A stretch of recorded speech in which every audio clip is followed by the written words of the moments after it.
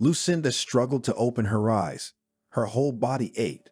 The IV wires were sticking out of her arm, and her mouth tasted of blood, and she was terribly thirsty. Every movement was difficult. The woman tried to remember the previous events. Here she and her husband were driving home from the anniversary of his business partner. He sat behind the wheel himself, although he drank a lot at the party. At first, everything was fine. They were almost home. Then Lucenda remembered the headlights shining in her face, and then the impact.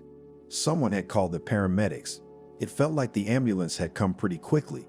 It loaded her into the car, and what happened next the woman did not know, because after loading into the ambulance she lost consciousness and woke up only now. A nurse entered the room and asked how the patient was feeling. "What about my husband?" Lucenda wheezed. "He's fine. He's not hurt. As far as I know, he's being questioned by the police." "Why?" "He swerved into oncoming traffic and his blood alcohol was tested. The car you collided with was unlucky. The impact threw it several meters to the side. The man behind the wheel is badly hurt and there's little chance of him surviving." "What's going to happen to my husband now?" "I don't know," the nurse shrugged indifferently. "Most likely he will be taken to the station as there is no threat to his life." Lucenda was very frightened.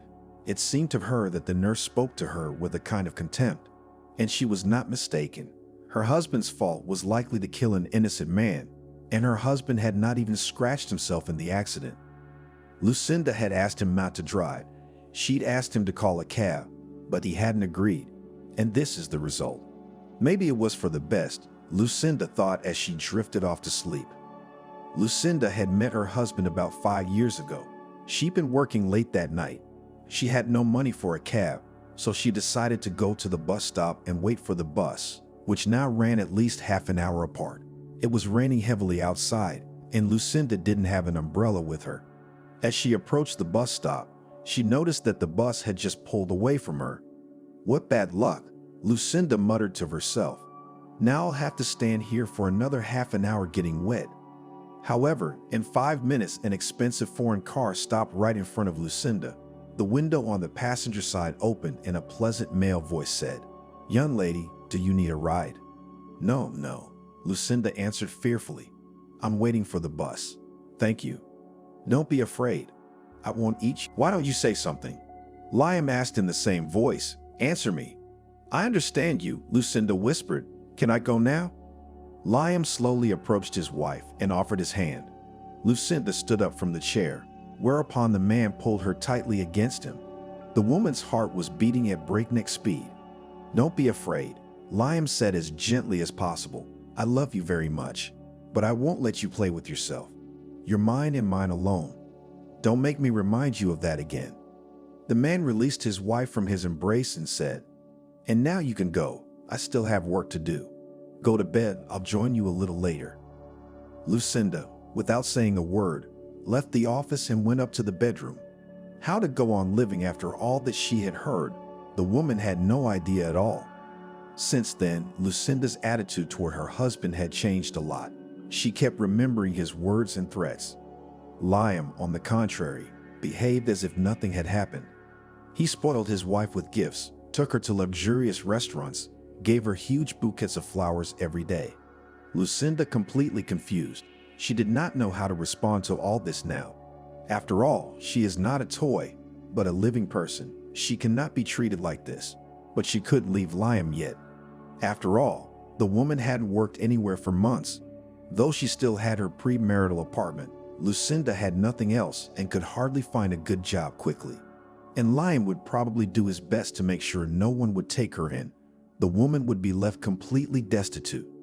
Therefore, Lucenda saw 2 ways out of the situation: to wait until Liam himself lost interest in her, or to accumulate a safety cushion, choose the right moment and divorce her husband. Deciding that both options took time, she began to save money in secret from Liam. It certainly wouldn't go to waste, Lucenda thought. Time passed, but Liam didn't even think about leaving Lucenda. He loved her, led in his own way, with jealousy, constant control, but he still loved her. However, the man was having business problems. Competitors decided to buy out his firm on very unfavorable terms for him. and in case of refusal promised problems with suppliers and customers, which gradually and carried out. Liam had already lost 2 major clients, which could not but affect his income. He even had to fire some employees, including his driver, to save at least some money, but he was not going to give up his lifestyle completely. Lucenda decided that this situation could play to her advantage, but on the other hand, she could not leave her husband in such a difficult period of life. Liam, wanting to find a way out of this unpleasant situation, began to look for new connections, those who could help him. He managed to interest one influential man in the city, who later became his partner. Things began to slowly get better. Liam found a new client thanks to his partner, for which he was very grateful. One day, Liam received an invitation to the anniversary of his new partner. There were no reasons for refusal, and the man together with Lucenda went to the party. His driver Liam fired, even when there were financial difficulties, and a new one was never hired. Therefore, the man himself sat behind the wheel of his car. The holiday was held at the highest level. Liam managed to meet new useful people. The same could not be said for Lucenda. She was bored among these people, so she pretended to be sick and asked Liam to let her go home in a cab. But he decided to drive his wife home on his own, especially since he'd already made all the necessary acquaintances. Lucenda asked him not to get behind the wheel after so much alcohol, but the man did not listen to his wife, saying that he is no longer a boy and can make such decisions himself. In the end, all this led to the fact that Lucenda ended up with injuries in the hospital. In the next room on the verge of life and death lay a guy who drove into her husband, and Liam himself was questioned by the police. Lucenda woke up the next morning. A familiar nurse was fussing over her bed, doing something with her IV. When she noticed Lucenda was awake, she turned to her. "How are you feeling?" she asked in an indifferent voice. "I don't know," Lucenda replied. "Probably like any other person after an accident. The police want to talk to you. Will you be able to do that now?" "Yes, of course," Lucenda said confusedly. The nurse headed for the exit, but the woman stopped her. "Wait a minute. How's the guy my husband and I crashed into feeling? I didn't think you'd be interested in that. Although you probably just want to know what kind of punishment to expect for your husband. He survived tonight, which is a good sign. His chances of living have improved considerably, although the consequences could be very unpleasant. His spine is damaged, and it's likely he'll never walk again." "What a nightmare," Lucenda whispered. The nurse grinned wickedly and left the room. A few minutes later, a man in a police uniform came to Lucenda's room. "Lucenda," he said. "Yes, that's me. My name is Jacob. I want to ask you some questions about yesterday's incident. Do you mind?" "Of course, I'll answer all your questions." "Thank you. We spoke to your husband yesterday, but for the sake of completeness, we need to hear your side of the story. Do you remember exactly how the collision occurred?" "Yeah, we were driving home from the suburbs. At some point, Liam jerked the car to the left, and we were apparently in the oncoming lane. Then the impact happened. That's all I can tell you. Tell me, do you have a driver's license? Do you know how to drive?" "No. Why do you ask?" "They're just standard questions," the cop lied. In fact, he needed to understand what Liam had said was true and what was fiction. Her husband had tried to set her up by saying that she had been driving that night, that a car had driven into them and she had been trying to avoid a collision. But one thing he hadn't considered was that the police would be questioning his wife so soon. Liam thought he'd have time to tell her what to say and how to say it so no one would get in trouble. And what would happen to the injured guy, Liam didn't care at all. "Lucenda, did your husband ever drink and drive?" "No, it was a one-time thing. He used to always have a driver, but now he had to sack him because of financial difficulties, so Liam drove himself." "Thank you, Lucenda, for your answers. You've been very helpful. Tell me, Jacob, what's the threat to my husband?" "It depends on how the other party to the accident feels. But in any case, your husband will not be able to avoid criminal punishment because it was his fault that serious harm to health was caused. You can only use the services of a good lawyer. Perhaps he will help to reduce the term of punishment, although it is unlikely that he will succeed." "Why?" "Because the victim is the son of a deputy from a neighboring region. I think you understand that his father will do everything he can to maximize the punishment for the perpetrator." "I understand. Thank you," Lucenda replied quietly. The policeman left the room. There was no doubt in his mind now that Liam had been driving the car. What a vile man. How can you shift your guilt onto another person, especially a woman? Jacob quietly scolded his own wife. In his many years of service, he had never gotten used to human meanness and betrayal. Now he was ready to fight to make sure the man got what he deserved. The policeman dialed the number of his employee and told him to take Liam into custody, because yesterday, based on his testimony, the man was released on his own recognizance. Now he wouldn't be able to get out of this story so easily. Liam was working on his main problem when the doorbell rang. "Who the hell is that?" The man cursed. There was a police officer standing on the doorstep. "Liam? Well?" he replied dismissively. "You need to come with us to the station. You're suspected of committing a road traffic accident causing grievous bodily harm to a third party." "Why would I do that? I already told your superiors yesterday how it was." All questions to my wife, who was driving, but she's in no condition to answer your questions. We're the injured party. We were hit by a crazy guy in a six. Ask him. We've already taken your wife's statement, and that, as you put it, crazy man, now lies in intensive care, and it is not known whether he will live. And his father is unlikely to let you get away with it. Wait, Liam was indignant. When did my wife have time to talk to you? She's in the hospital and hasn't come to her senses yet, as far as I know. You're wrong. She's perfectly capable of talking and testifying. So you better watch your words, otherwise your situation may be aggravated by perjury. Bitch. Liam swore irritably. "Liam, let's not do this," politely asked one of the arresting police officers. "Don't you tell me what to do." "Okay, that's insulting an officer in the line of duty. Guys, let's cuff him and let's go." Liam tried to resist, but it was stupid, given his position and the strength of the police. Half an hour later, he was already being questioned by an investigator who informed him of his wife's statement and hinted at who the injured guy was. So the best thing the man could do now was to tell the truth and cooperate with the investigation. Liam had no choice but to comply, but he demanded a lawyer, refusing to speak without one. Thus began the investigation and trial. Meanwhile, Lucenda was on the mend. She was already able to walk around the hospital on her own. However, it was strange to her that her husband had not yet given any news about himself. The woman decided that he was just minding his own business, and now he was no longer interested in her. Lucenda was far from how cases were investigated, so she did not even suggest that Liam could be in the detention center. One day, she was walking down the corridor of the hospital and saw a young man being moved into one of the wards, followed by the policeman who had come to see her. Lucenda immediately realized that this was the victim Liam had driven his car into. Curiosity got the better of the woman, and she cautiously approached the room to overhear the conversation. "Kevin, the man responsible for the accident has been apprehended," said a voice that sounded familiar to Lucenda. "Your father will be here soon. He's already been informed that you've recovered." "Shit, that's the last thing I need is my father here. How am I going to explain all this to him?"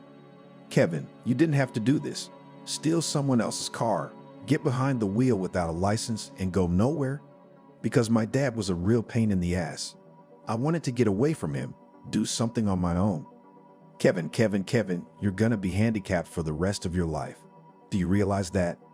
Suddenly, Lucenda got a call from behind. "What are you doing here?"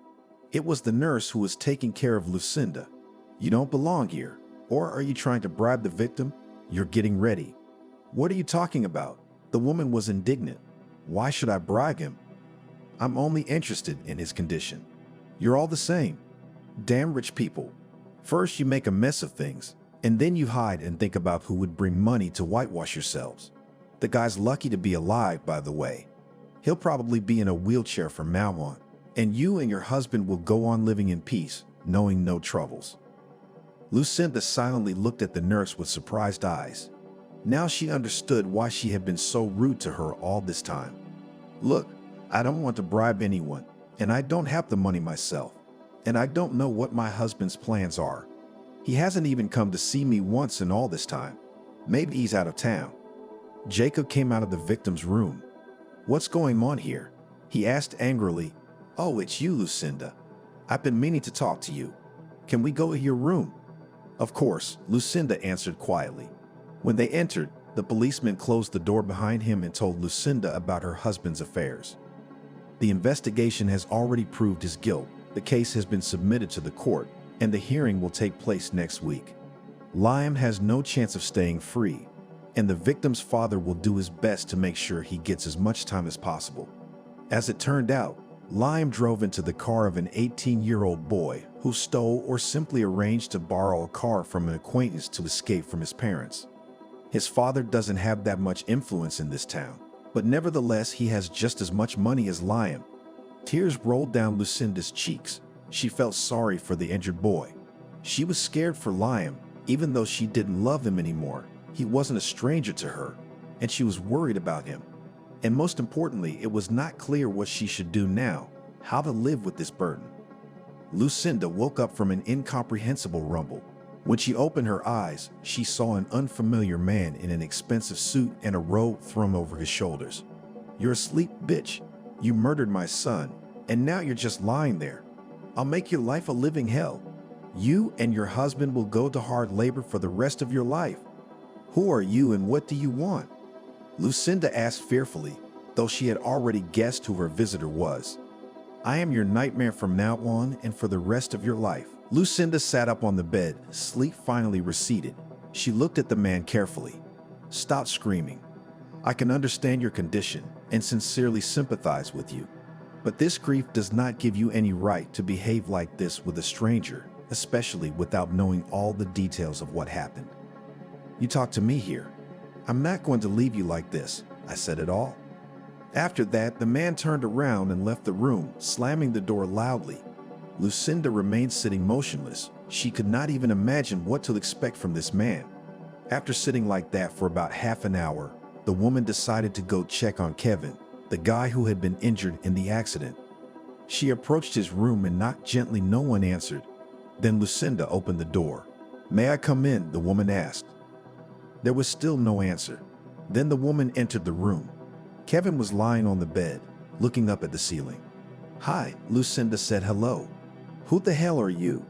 Kevin asked back. "My name is Lucenda. I was a passenger in the car that hit you." "Oh, what did you want? Is this about my father?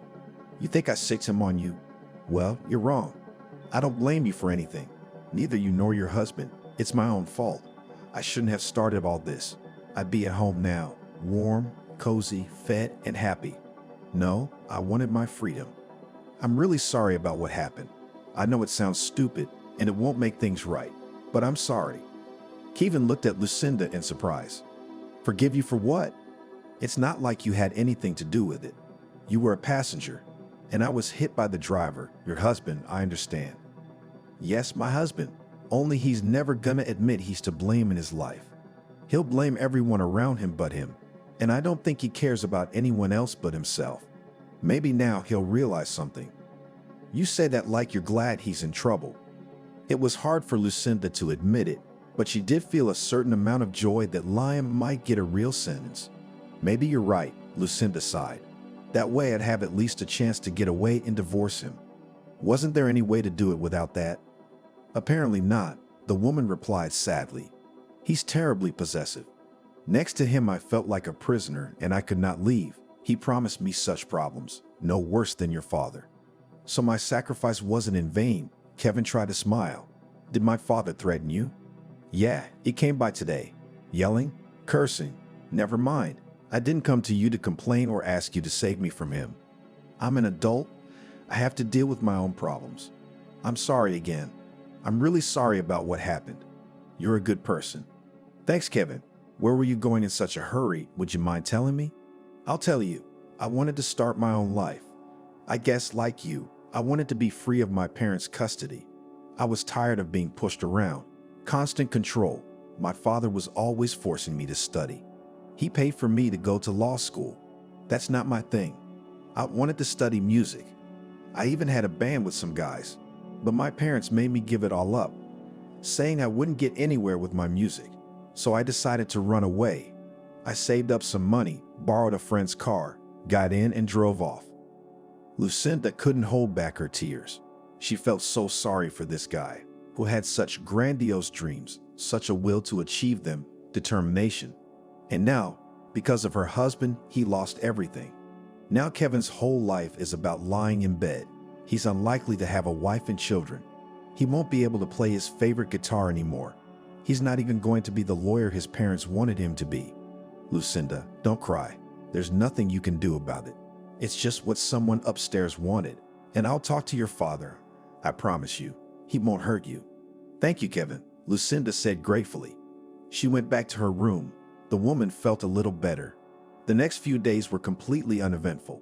She socialized with Kevin. The guy turned out to be a very developed and interesting conversationalist. Lucenda was surprised that in her 32 years, she could so easily and freely communicate with an 18-year-old guy. Kevin's father didn't show up again. He was too busy with Liam's lawsuit.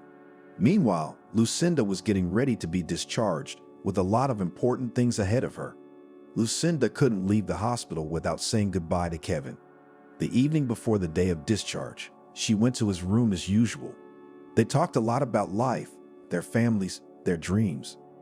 Kevin, what happened to your mom? Why did your dad come to see you alone and I never saw her? I don't have a mom, the kid simply answered. What do you mean? Lucenda was surprised. It's like this. When I was 5 years old, she left my father for some richer man 20 years older than her. She hasn't even been interested in me or my life since. Dad, of course, didn't grieve about it for long. To everyone's misfortune, in 6 months he brought into the house a young long-legged blonde and soon married her. Naturally, she doesn't want my father or me. She's interested in Daddy's money and connections, but apparently he's fine with that. That's why she's been living with us all these years. I can't say we have a warm relationship. It's more like neighbors. What a hard fate you've had, Lucenda said sympathetically. It's okay. I'd accepted it. I guess it's more interesting than living on my own. At least I've seen something in my short life. Don't say that.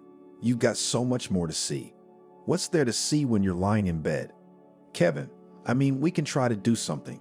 There are cases where people have recovered from injuries like this. And your father's got money. I think he'll spare no expense in your recovery. Lucenda, do you believe that? I do. The woman answered firmly. You believe it? Okay, thank you.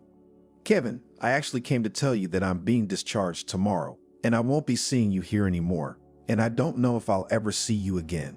I want to get away from all of this. Divorce Liam, sell the apartment, buy a train ticket, and go somewhere where no one will find me. But I'm sorry to leave you. I've grown so attached to you these days. You're a very nice guy, really. But your father won't approve of us hanging out. I'll leave you my number anyway. If you want, you can call me any time of the day or night. I'll always be ready to listen to you. I'm sorry to break up with you too, Kevin replied quietly as if embarrassed. If we had met under different circumstances, I would definitely have asked you to go out with me. Kevin lowered his eyes in embarrassment. He couldn't tell Lucenda directly how he felt for fear of being rejected. But during these days that they had known each other, the guy had fallen in love with her up to his ears. Kevin, what are you talking about and what does that have to do with anything? I'm 14 years older than you. We'd make a great couple. You're very nice and you're bound to meet a girl worthy of you and age appropriate. Why would you want a grown-up aunt with a lot of problems and a bad marriage? Lucenda tried to joke. You're not an aunt. Kevin was indignant. I'm going to go. It's getting late. Call me. Lucenda went back to her room. She lay down on the bed and thought about the words Kevin had said to her. She was worried that this nice guy was so attached to her and harbored false feelings. Lucenda realized the absurdity of the situation. Okay, the woman said aloud, I'll leave. He'll forget me and everything will be fine. His father is a rich man with connections. He'll probably be able to help his son get back on his feet and everything will be fine. The next day, Lucenda checked out and went home. The first thing she needed to do was to find out how Liam was doing, but how to do that the woman didn't understand yet. She didn't have the contacts of the policemen who had come to see her, and she didn't know who else to call. Lucenda finally found the number of their district police officer on the internet, and after an hour of negotiating and calling various authorities, she was given the number of Jacob, who was handling the case. She dialed the number and heard a familiar voice. Senior Lieutenant, speaking. Hello, my name is Lucenda. You were in charge of my husband Liam's case. Yes, I understand what you wanted. I wanted to know how he was doing, how the trial ended. Maybe I'm in the wrong place, but I don't know who I can get information from. But he's my husband. I want to know how he's doing. He was sentenced to 1.5 years in prison with a fine. He was lucky that the victim survived and his father could not seriously influence the court's decision. If you want to meet him, come to the detention center. Jacob gave Lucenda the address and said goodbye. The woman wondered whether she should see her husband after all that had happened or whether she should run away. Lucenda was confused. On the one hand, she realized that the best thing to do was to run away now without saying anything to Liam. On the other hand, she felt sorry for her husband because they were close to him and had a family life, albeit not a long one. In the end, the woman decided that she should meet with Liam, if only to inform him of the divorce. Maybe the situation had taught him something, Lucenda reasoned. Maybe he'd learned that you can't be so stubborn and selfish. Then there's a chance for reconciliation in this family. Everyone deserves a second chance. With these thoughts, Lucenda changed her clothes, cleaned herself up, and went to the address. Once there, the woman saw a gray, gluey building with bars on the windows behind a high fence with barbed wire. At the gate stood 2 sentries. Lucenda walked past them, feeling an inexplicable fear and panic inspired by the place. At the entrance, she was met by the officer on duty. "Hello, who are you here to see?" he asked. "Good afternoon. I was told I could meet my husband. He was recently convicted and brought to you. Your husband's name and surname, and your identification, please." "Liam," Lucenda replied, holding out her passport to the officer on duty. "Have a seat. I'll find out everything now." The officer on duty called someone on the phone, asked something, and after a couple of minutes he turned to Lucenda. "Follow me." He led the woman into a special room for dating. There was a table and 2 chairs opposite each other. "Have a seat. Your husband will be right with you." Lucenda sat down on one of the chairs. She noticed at once that it was terribly uncomfortable, apparently on purpose, so that people did not stay here for long. 5 minutes later, Liam entered the room. He looked wrinkled, his face covered in stubble, his hair disheveled, and there were bruises under his eyes, indicating that he'd had a lot of sleep. "Hi," Lucenda said quietly. "How are you?" "Don't you see?" Liam replied with a grin. "I'm resting here like a sanatorium." "Liam, don't be sarcastic. I don't want to hurt you." "Yeah?" The man shouted indignantly. "And who told the cops that it was me who drove and hit that puppy and drunk? Wasn't it you, dear wife? What did I say wrong?" Lucenda was surprised. "They came and asked me how it was, so I told them." "Then you think with your empty head that you should have asked me first what you could and couldn't say. I should have told them you were driving. We'd both be home right now, and we'd both be out of trouble. And you ratted me out, you bitch." "Liam, stop it. How dare you accuse me of something? I didn't put you behind the wheel like that. That poor guy was lucky to be alive. You ruined his life. I don't care about that guy. I care about my own life. And it's going downhill right now. So you listen to me. You're gonna go home now. Find Jason's phone number in my address book. Call him and describe the situation. Then you're gonna do whatever he says to get me out of here. You got it? Why didn't you call him yourself?" "I didn't have time. I didn't think it would happen so fast. Do you understand what you have to do? I'm asking you." "I'm not helping you, Liam. I don't know how I ever married such a monster. You don't see anyone but yourself. You don't need anyone. I'm filing for divorce and you can't stop me. Just try it. I'll pull you out of the ground. You'll owe me for the rest of your life for all the money I spent on you. And also," Liam didn't get a chance to finish because a policeman came into the room. "Your date is over. Citizen out. You get up. Let's go back to your cell." "You know what I mean," Liam growled angrily. Lucenda quickly grabbed her bag and ran out of the building. She regretted that she had even decided to go to this meeting with her husband. What a tyrant he'd been. He was still a tyrant. Maybe even worse. Lucenda walked slowly toward the bus stop, thinking about what to do next. Lucenda's first order of business was to file for divorce from Liam. Now she had no doubt that this man would never change and living next to him would be hell. Lucenda didn't want to stay in his house either, so after packing her things and accumulated money, the woman left here for good, returning to her premarital apartment. Lucenda decided that the most correct course of action would be to file for divorce through the courts. She filed a statement of claim and waited for the result. She was immediately warned that such cases usually take 1 to 3 months. After that, Lucenda began to look for a buyer for her apartment.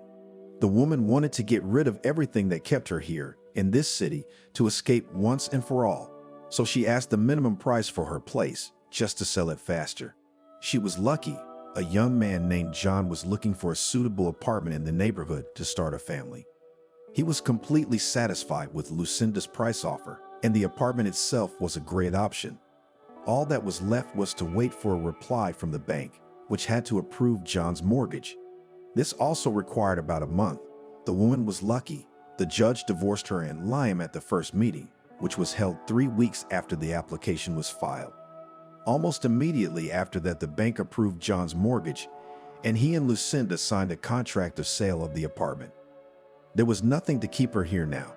After gathering the most necessary things, Lucenda went to the train station. The woman decided that she wanted to start a new life with a clean slate, so she would not take a lot of things with her, because she had enough money to provide herself with everything she needed.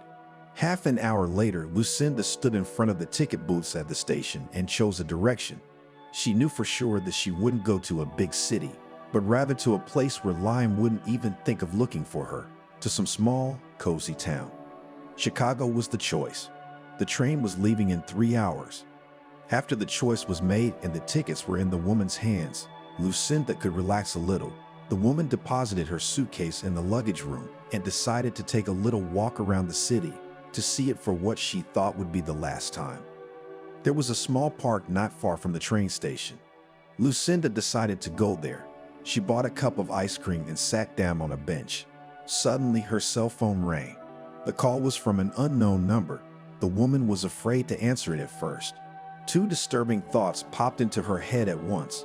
It was someone calling at Lyme's request, who had heard about the divorce, or Kevin's father, whose threats Lucenda hadn't forgotten about, even though he hadn't shown himself all this time. Lucenda gingerly pressed the answer button. "Hello," the woman said in a shaky voice. "Hi, it's me. Recognize me?" "Kevin," Lucenda clarified and exhaled with relief. "Yeah, I thought you said I could call you about anything." "Of course you can. I thought you'd call a lot sooner." I'm sorry. I didn't have time. I was raising my dad." The guy laughed.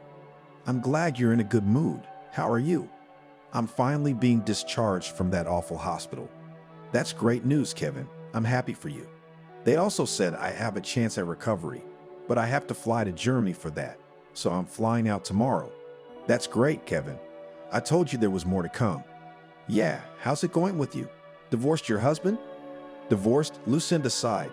"I sold my apartment and now I'm sitting by the train station waiting for my train." "How far are you going?"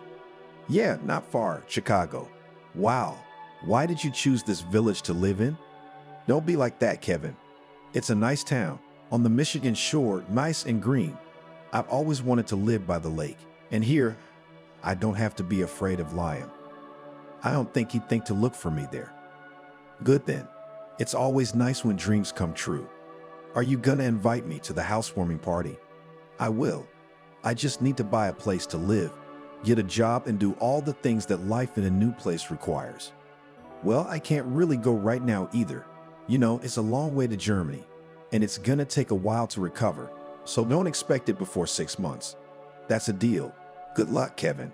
"Thanks, Lucenda. You too." After talking to Kevin, the woman felt a little calmer.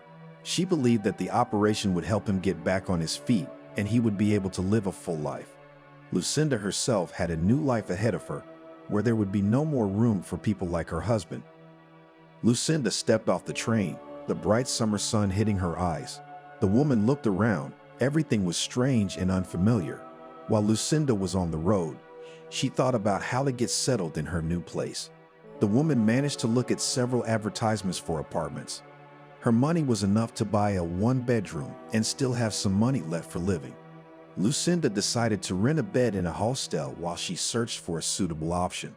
Of course, she could afford a good hotel room, but Lucenda decided that it would be best to save as much money as possible and not spend it on any excesses.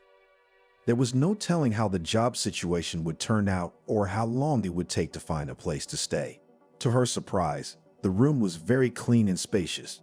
There were not many guests, so Lucenda's neighbors were only 2 female students traveling around the city.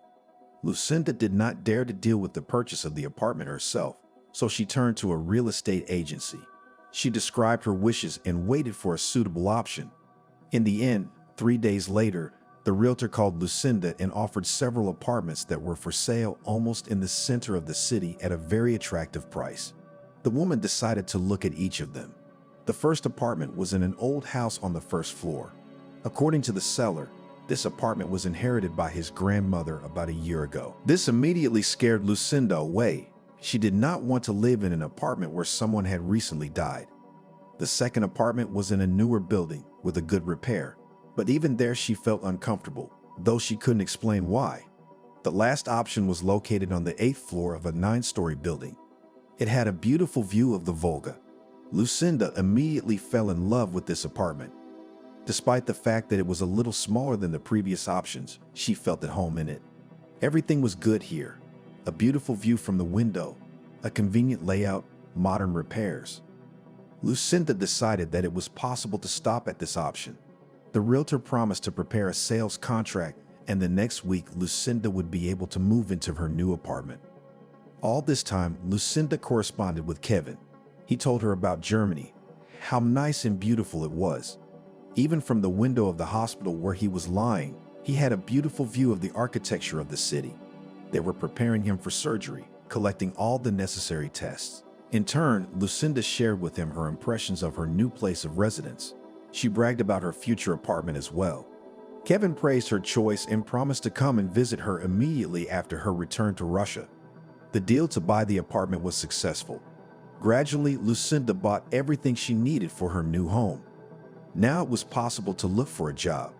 The difficulty was that Lucenda had not worked for a long time, so all her previous work experience was not so important to employers. The woman went on interviews, but there were no results. She was either offered too small a salary with irregular working hours or promised to call back, and that was the end of it. After 2 months, she was lucky. A large company from another city was opening a branch in Chicago and was recruiting new employees for the team. Lucenda responded to one of these vacancies, and after an interview, she was offered a good position with a decent salary. So went the usual work routine. Meanwhile, Kevin underwent surgery. It was a success. Now the guy was engaged in recovery procedures. He could already sit freely and tried to stand on his feet. There was no talk of full-fledged movement yet, but doctors gave positive forecasts, promising that in 6 months, Kevin would be able to walk without assistance. His father did not spare any money for his son's recovery, and it was paying off. The time flew by very quickly. Lucenda settled into her new place. She liked her new life. The woman had new interesting acquaintances, even began to improve her personal life.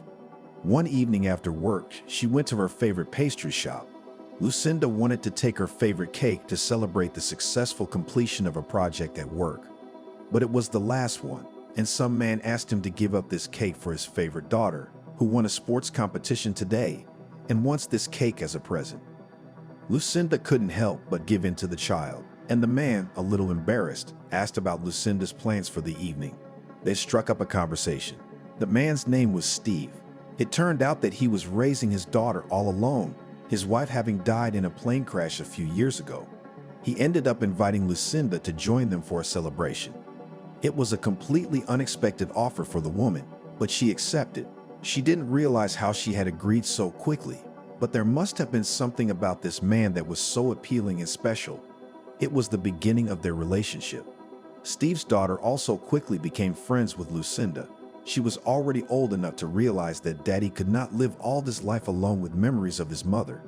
Therefore, the girl did not interfere with their relationship.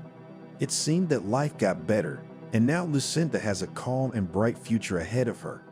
But not always in life everything happens exactly as it is desired. Lion was not released until the winter of the following year. The weather outside was gray and snowless. The man shivered. He hadn't been able to get out of prison early, no matter how hard he tried. Kevin's father had done a good job of keeping Liam there for his entire sentence. During the time the man spent incarcerated, many changes took place. The partner he had made a deal with before going to prison turned out to be a corrupt man and canceled all contracts at the first opportunity. And he did it in such a way that Liam was left not just without money, but he was a lot of debts from third-party organizations. In order to cover everything, the man had to sell his house, car, and other property. The money was barely enough. After that, Liam was left literally on the street. All former friends turned away from him because no one wanted to have problems with the law. Liam had nowhere to go.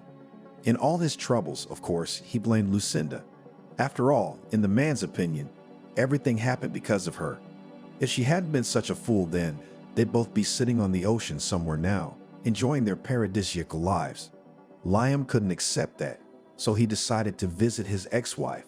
He figured she couldn't have traveled far and was now living in her old apartment. Without difficulty remembering the address, the man went there, but he was not opened. A woman shouted through the door that she was not Lucenda and did not live there. Liam knocked for a long time, demanding to be let in, but to no avail. After a while, the police arrived with a man. Together they managed to take Liam to the street, where he told them that his ex-wife lived in the apartment, who had now disappeared and had not given any news about her. Nevertheless, the police had to take the man to the station and make a report on the offense. At the station, Liam once again talked about his problem. He even had the idea of filing a missing persons report for his wife. But he was rebuffed in return, as Lucenda is nobody to him at the moment, and it is quite possible that she deliberately made sure that Liam would not find her. Liam's behavior, given that he was only recently released from prison, did not go unpunished. He was given a 5-day jail sentence. At first, they wanted to give him the full sentence, but they decided that the man was having too much trouble as it was. During the time Liam spent in the cell, he figured out a way to find Lucenda. Since he couldn't find her in a good way, the man decided to file a report that his ex-wife had run away, taking with her a rather serious amount of money from the safe, and the evidence was not his concern. Even if he failed to accuse Lucenda of theft, he would still know where she was, and he could take revenge on her for all his troubles. So Liam did just that. When he was released once again, he first filed a report on the disappearance of a large sum of money and said that no one but his ex-wife could have taken it. The report was accepted and an investigation began.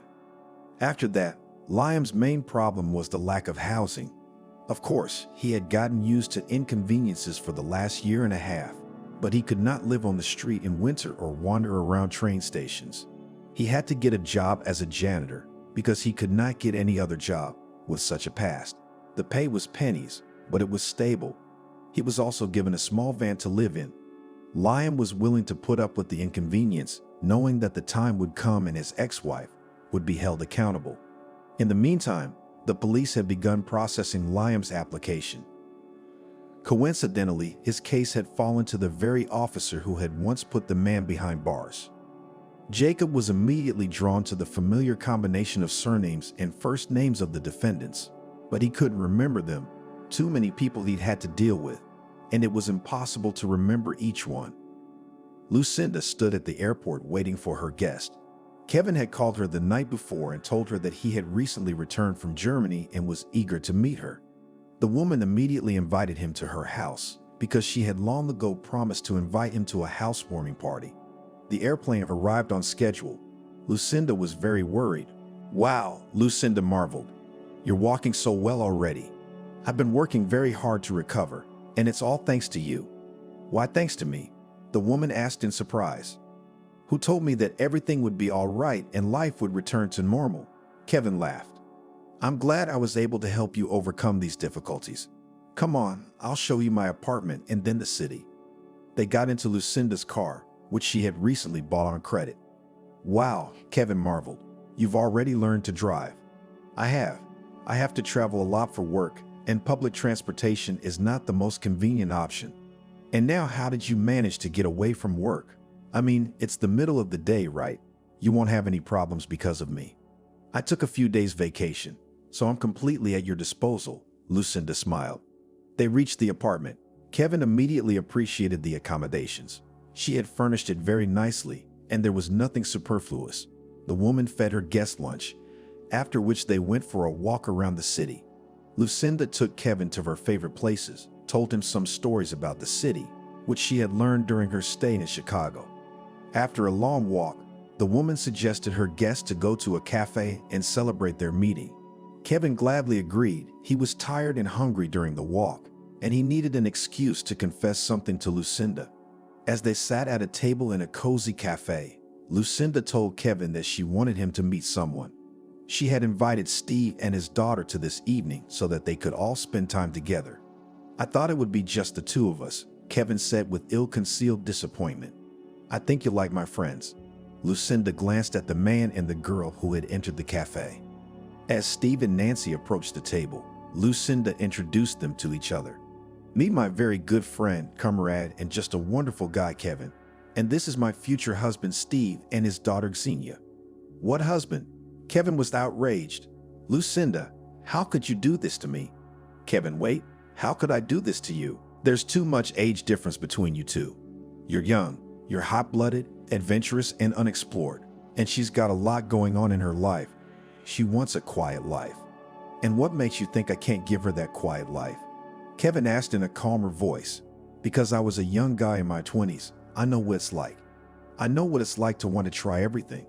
I even understand your attraction to an older woman, but it'll pass quickly. Trust my experience." "I want to live my experience," Kevin snapped at me. "You shouldn't say that. Lucenda is very nice to you. She's always spoken very warmly of you. But she sees you more as a friend, in some ways even as a son, so she can't share your feelings for her." "What am I supposed to do now? I flew all the way out here to propose, even bought a ring. I wanted to stay here with her. But now I see that I'm not here anymore. Where am I supposed to go?" "Kevin, you need to talk to Lucenda. You two need to work this out together. It'll make you and her feel better. I can't see her. She betrayed me. And you think you're worthy of a grown woman? You sound like a teenager in transition. My advice to you is to find the courage to talk to Lucenda. She's very worried about you. And you know what? If she wants to stay with you after that conversation, I'll back off and stay out of your way. But you have to talk to her yourself." "I will. Can you call her?" "My phone's at the cafe. I don't want to go back there. I'll wait for her at the apartment. I want to talk to her one-on-one." "No problem. Do you need a ride?" "No need. It's not that far, is it? If I remember correctly, it's about a 15-minute walk." "Thank you." After this conversation, Kevin went to Lucenda's house and Steve went back to the cafe. On the way, he called Lucenda and relayed the gist of the conversation. The woman replied that she would go home so that Kevin wouldn't arrive before her and wait under the door. Little wonder what might happen to him in a strange town. She offered to take Nancy with her, but Steve said to let his daughter stay at the cafe and wait for him. After all, Lucenda needed to talk to Kevin without strangers. The woman quickly got into her car and was home in 5 minutes. Kevin wasn't there yet. He didn't show up after 10 minutes or 20. Lucenda got worried and started calling Steve to find out what road the guy took and where to look for him. "Steve, how did he go? Through town or along the waterfront?" "I think it was the waterfront." "Okay, Lucenda, don't panic. Maybe he just got a little lost.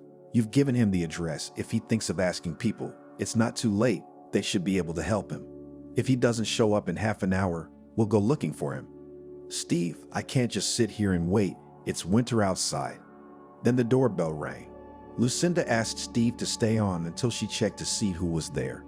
The woman looked through the peephole and Kevin was standing outside the door. "Steve, he's here," the woman said as she opened the door locks. "It's okay. Thank you for your help," thanked Lucenda and passed out. When she finally opened the door, the pungent odor of alcohol hit her nose. "Kevin," exclaimed the woman, "where have you been? What happened?" The guy didn't answer anything. He stepped over the threshold of the house, slammed the door, and passionately kissed Lucenda right on the lips. It seemed like an eternity to Lucenda before Kevin pulled away from her lips. "What are you doing?" Lucenda was outraged, pushing the boy away from her. "I love you. Don't you understand that? I want you all to myself. Lucenda, Lucenda, Lucenda. I'm gonna make you the happiest woman on the planet. I've spent so long planning to meet you, to impress you with how I overcame all the odds, how I learned to walk again. And it's all for you. Why don't you want to give yourself to me? What are you afraid of? I can see that you care about me too. Stop it. Kevin, stop it. You're in no condition to be discussing this right now. Lucenda was shaking with fear, afraid that Kevin might do something stupid that he would regret. Lucenda tried to speak as softly as possible. And tomorrow morning you'll wake up and we'll talk about it. No, I want you to give me an answer right here, right now. Okay, fine. Let's just move to the room and talk about it there anyway. Okay. Kevin reluctantly agreed. That's good. Go sit down and I'll go make us some coffee. You'll be fine. Kevin waved his hand and walked back into the apartment, and Lucenda gave a faint sigh of relief. She still had her cell phone in her hand. Going into the kitchen, the woman quickly typed a message to Steve. Come to my place right away. It didn't take long for a reply. Lucenda quickly ran her eyes over the text. On my way out. I'll be there in 20 minutes. What's wrong? The woman decided not to reply to the message. She busied herself with making coffee. There was no telling what else might cross Kevin's mind. 10 minutes later, Lucenda cautiously exited the kitchen and walked quietly into the room. Kevin was sleeping peacefully, stretched out on the couch. The woman also quietly walked back into the kitchen. Now she could answer Steve quietly. It's okay. I'll tell you when you get here. Just don't ring the bell. After another 10 minutes, there was a gentle knock on the door. It was Steve. He looked worried. Lucenda quietly opened the door and escorted the man into the kitchen, where she told him what had happened. Did he hurt you? The man asked angrily. No, he didn't. It's okay. I told you. He just wanted to tell me how he felt and he kissed me. That's all he did. Lucenda, don't cover for him. I can understand that. I can even accept your friendship. But I don't want you to be miserable because of him. Steve, really? It's okay. Can you stay with me tonight? Yeah, I'll just call Nancy now and let her know. Lucenda set up the cot she prepared especially for Kevin's arrival, and she and Steve went to bed. The man woke up early in the morning when everyone else was still asleep. He carefully got up from his bunk so as not to wake Lucenda and made his way to the bathroom. When he returned to the kitchen, the woman was already preparing breakfast. He gently hugged her from behind and kissed her cheek. I can't wait for mornings like this to become a regular occurrence, Steve said with a smile. Me too, Lucenda said, although I'd rather sleep in a regular bed. They ate breakfast and Steve left for work. Are you sure you can manage without me? Steve asked anxiously. Should I stay up late and wait for Kevin to wake up? No, that's okay. He won't hurt me, especially sober. We should talk to him alone after all. All right, fine. Call me if you need anything. Steve left for work and Lucenda waited for her guest to wake up. Kevin didn't wake up until 11 o'clock. His head hurt terribly and his mouth was all dry. He got up and walked unsteadily to the kitchen, where Lucenda was sitting and thinking about something, staring out the window. Hi, Kevin said quietly. Lucenda flinched in surprise and looked at him. Hello, she said sternly. Lucenda, I'm so sorry. I shouldn't have. Don't, Kevin. I understand perfectly well. Let's just please close the subject once and for all. Sit down. I'll pour you some coffee. Kevin obediently sat down in the chair, and Lucenda continued. I want to explain to you once again that you are dear to me as a friend. I am worried about you and always have been. Probably because I feel guilty about what happened to you. But I never considered you as my life partner. You're very young, and you have your whole life ahead of you. You can finally realize your dream, become a musician, travel the world. But for that, you need another young and ambitious companion. I'm not cut out for that. I'd like you to stay in my life, but if you can't change your attitude towards me, then we better forget about each other once and for all. It's best for everyone. I hear you, Kevin said after a short pause. Maybe we really should stop talking for a while. I'll leave tonight, and I won't bother you again. At least not for a while. Kevin drank his coffee, packed his things, and headed for the airport. Lucenda offered him a ride, but he turned out. I'm sorry for everything. Be happy, said Kevin to Lucenda one last time. They hugged and the guy left her apartment and Lucenda was left alone with her thoughts.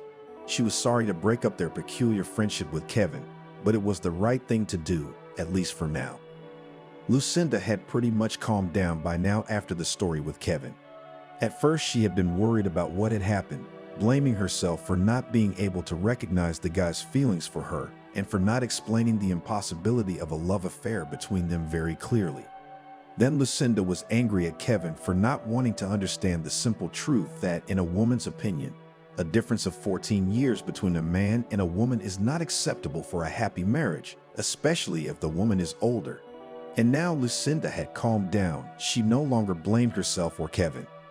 Everything had been resolved more or less well, so it was not worth dwelling on it, Lucenda decided.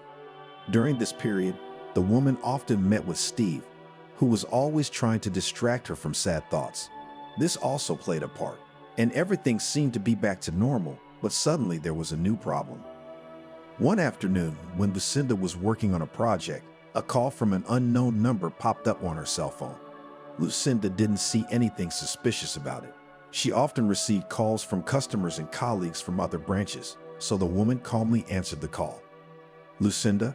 The caller clarified. "Yes, it's me. It's Senior Lieutenant Chisholm from Police Station 4. Could you come down here today?" "What's the matter?" Lucenda asked anxiously. "You are a person of interest in a case. We need your testimony." "What case?" "Lucenda, I can't tell you everything over the phone right now. Come down to the station and we'll talk about it." "Okay. Cell phone rings, I'll be there. What time can I do it?" 3 o'clock to 5 o'clock in room 102. "Okay, I'll be there."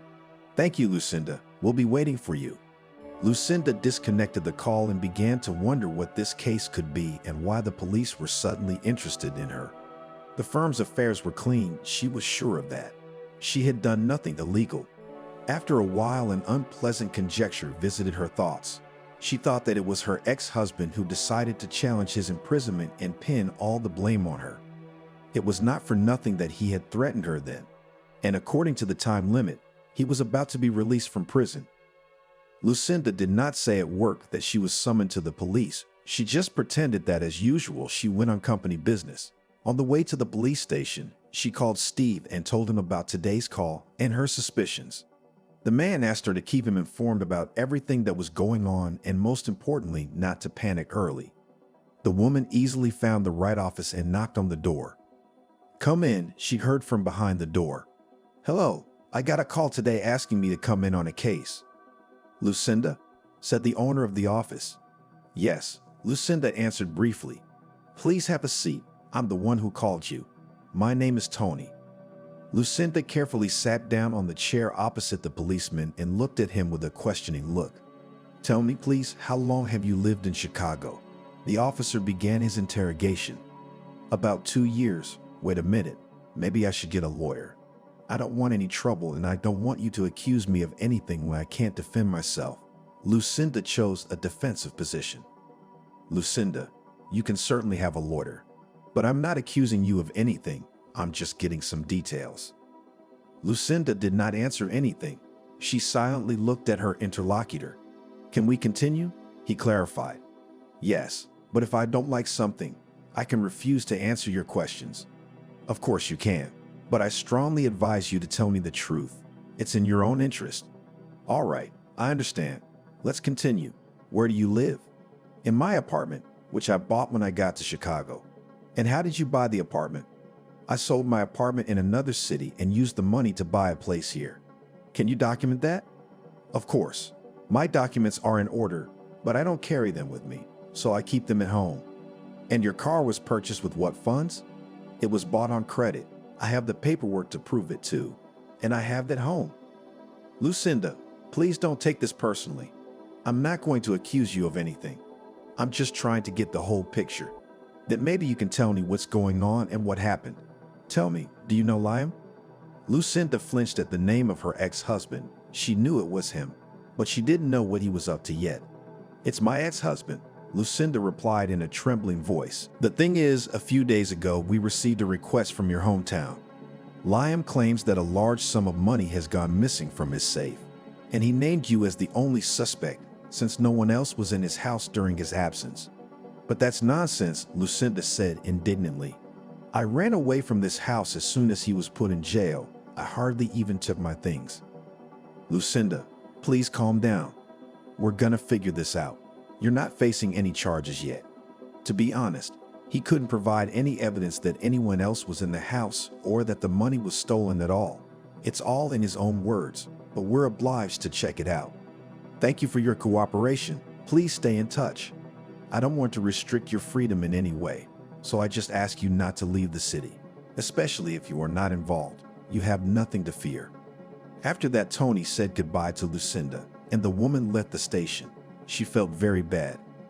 Liam was sitting in Jacob's office, who had called him in for more information after the results of his conversation with Lucenda had come back from Chicago.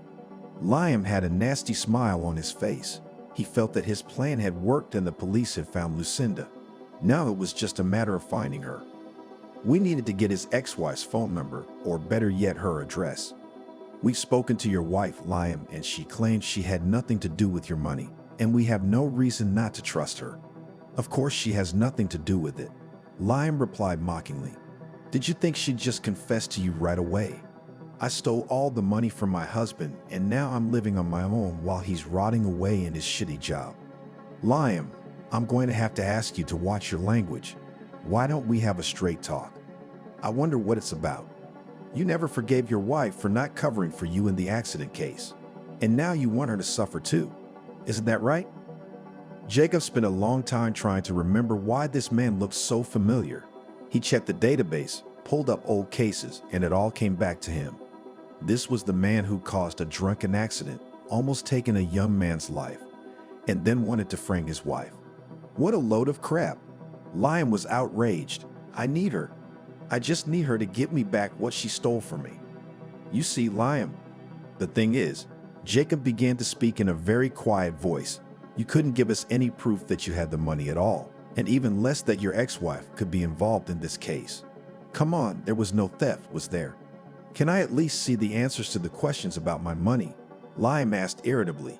No, I can't give you that information. It is confidential and has no value to you. How dare you? Liam said with feigned emotion and immediately clutched his heart.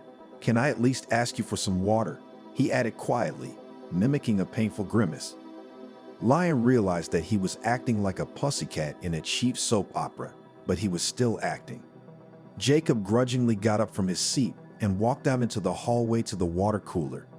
Even though the distance from the office to the water cooler wasn't very far, it was enough time for Liam to find the information he needed in his file on the desk. Among the other papers was a sheet of Lucenda's data. He quickly snapped a picture of them on his cell phone and slammed the folder shut, putting it back where it belonged. Jacob returned at the same second. Here you go. The man held out a glass of water. Thank you, Liam said, and drank the water in one gulp. You know, you're right. I was just trying to get back at my wife for my broken fate. You're the one who broke it. You don't have to continue your investigation. I don't care. Let him go to hell with the money. Jacob wanted to say something, but Liam had already left his office. The man walked outside and headed for his gatehouse with a triumphant look on his face. I told you couldn't hide from me, Liam muttered under his breath. Wait for me to visit, sweetheart. I'll see you soon. After that, the man packed his modest belongings, took out the money he'd saved lately, and headed for the airport. He didn't plan to go back. There was nothing to keep him in this city anymore. He wanted to get to his ex-wife as soon as possible, so he wasn't going to waste time on the train, especially since the ticket price for these modes of transportation didn't differ much. Liam bought a ticket for the nearest flight, and in 3 hours he was already sitting on the plane, anticipating his meeting with Lucenda. It was a cold February evening outside. Lucenda was at home and was going to meet Steve.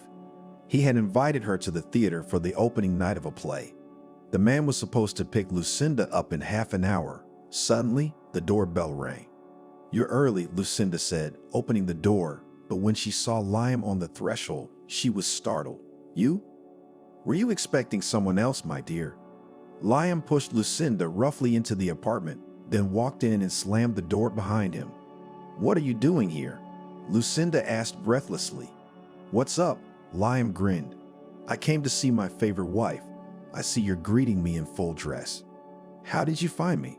Well, I told you I'd do it no matter how you hid, and I'm never one to throw words around. What do you want from me now? You took everything away from me.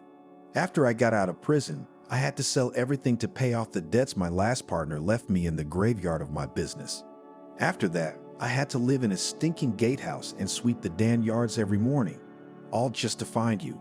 I wanted to file a missing persons report on you at first, but they turned me down. So I figured out a way to get those stupid cops to come after you. Then it was just a matter of doing the little things. Although I had to use my acting talent, the stubborn policeman didn't want to give me your details. But now, as you can see, I'm here with you.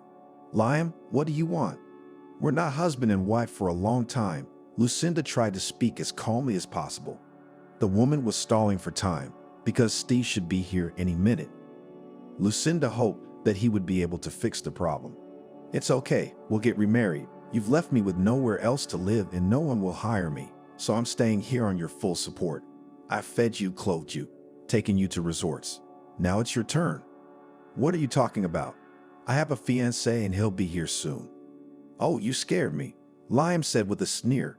If he tries to come in here, I'll break every bone in his body. At that moment, the doorbell rang. Lucenda wanted to go to the door and open it, but Liam wouldn't let her. Don't you dare. I'm tired right now and I don't want to talk to anyone. Let her go. But the doorbell kept ringing. At the same time, Lucenda's cell phone rang. Answer it and tell her you're not going anywhere. And if you fart, I'll kill you where you stand. I've got nothing to lose. Do you understand? Lucenda nodded and hit the answer button. Steve, I'm sorry. I'm not feeling very well. I got a headache and I fell asleep. Look, can we postpone our trip to the theater? I'm really not feeling very well right now. Lucenda, I've been standing on your doorstep for about 10 minutes. Why don't you let me in? Steve, I'm sorry. I look terrible and I don't want you to see me like this. Why don't we meet tomorrow? Is there anything you need? Medication? No, thanks. I love you. Love you too. I'll call you tomorrow morning. Steve disconnected the call and went to the elevator. Liam watched through the peephole. Good for you. You did the right thing. Now let's go to the kitchen. I'm hungry. Lucenda obediently led her ex-husband to the table and began to warm his dinner. Liam smugly watched the woman. After a while, she put a plate of pasta and a glass of tomato juice in front of him. Don't you have anything to drink? No, Lucenda answered briefly. That's too bad. All right, sit down and eat too. I'm sick of eating alone. I don't want to, the woman tried to object. Eat, I said, Liam shouted and pounded his fist on the table. Lucenda flinched in surprise and obediently placed the same plate in front of her. After dinner, Liam said he wanted to go to bed. Lucenda tried to linger in the kitchen to do the dishes, but the man wouldn't let her do so and told her to go with him to his room. Lucenda made the bed and Liam unceremoniously laid down on it. Lie down, he commanded Lucenda. Could I at least take a shower? She asked timidly. That's the last thing I need. You're going to run away from me and I'm too tired to keep you there. But after a short pause, Liam added, Go though. Only take your clothes off here. Why? Lucenda asked in horror. I want to see if you've gained any fat. Liam laughed. I want a slim wife. What are you talking about? Lucenda's eyes started to water. Don't cry, you idiot. It's like nothing ever happened between us. You know, I haven't even cheated on you once in all these years. You're the last one I had sex with. So you can imagine how hungry I am for a woman's warmth. Lucenda was already sobbing at the top of her voice. She was scared and disgusted at the same time. And most importantly, she didn't know how to find a way out of this situation. Shut up. Liam jumped up to Lucenda and slapped her painfully on the cheek. The woman immediately shut up and looked at him with eyes full of hatred. Get undressed, Liam repeated his order in a commanding voice. Lucenda began to slowly remove her clothes and Liam just watched this spectacle from the side. After 5 minutes, Lucenda was standing in front of him completely naked. The man slowly approached her, ran his hands over her breasts and thighs. Then he kissed her greedily. Please, can I take a shower? Lucenda moaned pitifully. You have 3 minutes, Liam shouted. And don't do anything stupid. The man went back to bed, and Lucenda ran to the bathroom, quietly opening the locks on the front door on the way. She herself didn't know how that would help her in this situation, but the woman hoped for a miracle. Lucenda stepped into the bathroom and closed the door on the latch. Time was not on her side. What to do now and how to get out of this situation, she had no idea. Words couldn't get through to Liam, at least not now. He hadn't wanted to listen to Lucenda before, even when they were still married, and now that the man thought she was to blame for all his problems, he wouldn't talk to her. Needing to run was the only way out. Quickly wrapping a towel around herself, Lucenda cautiously opened the door. It was dark and Liam was nowhere to be seen. The woman tiptoed through the door and headed for the exit. Suddenly, she heard her ex-husband's mocking voice. "Are you going far?"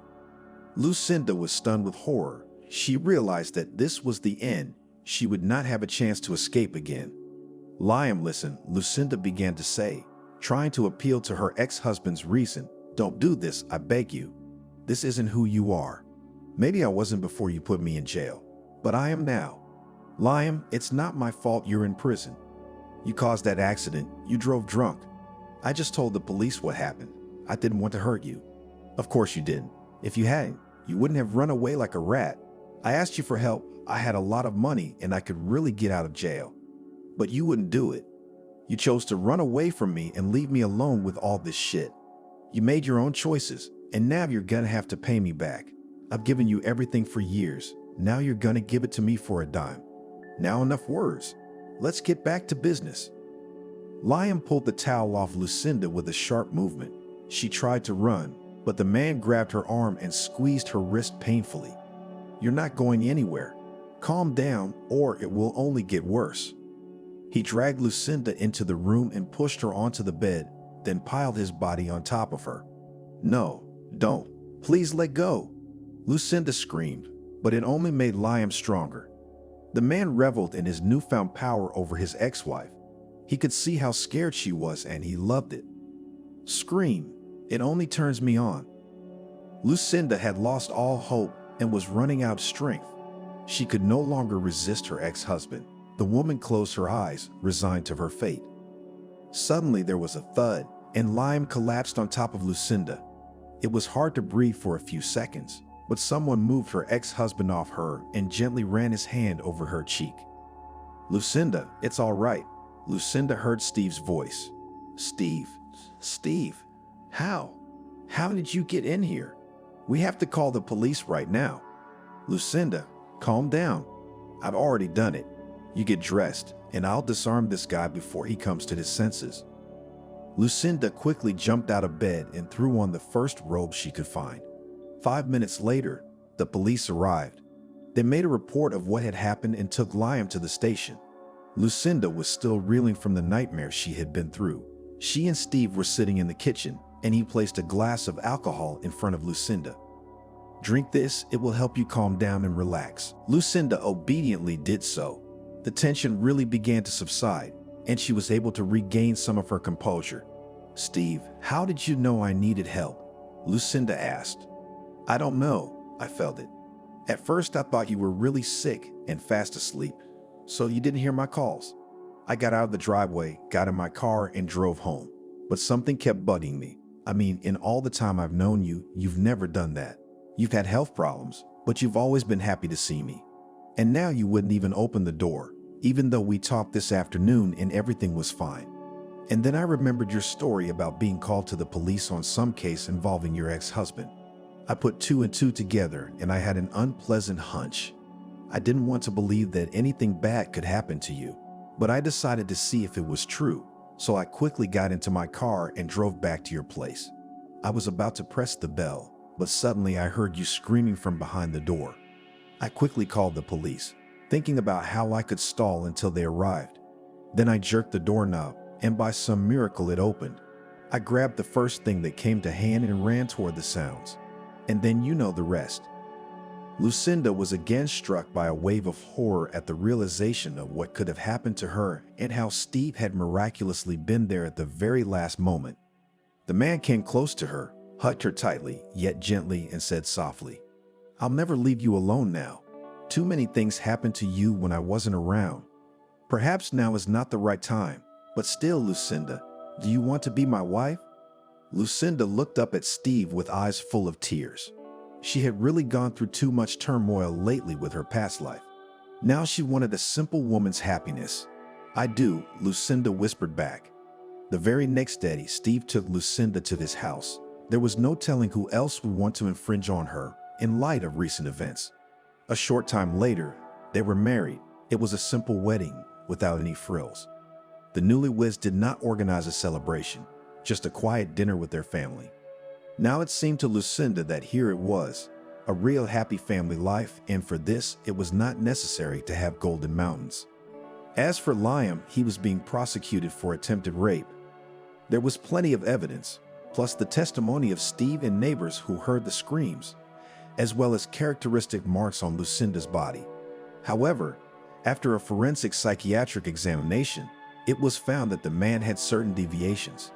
According to the court decision, he was sent to a psychiatric hospital for compulsory treatment, where he is likely to remain, if not for life, then for a very long period of time.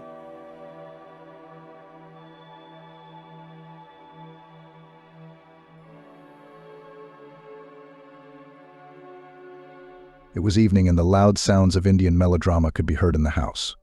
The cheerful music sounded like a mockery.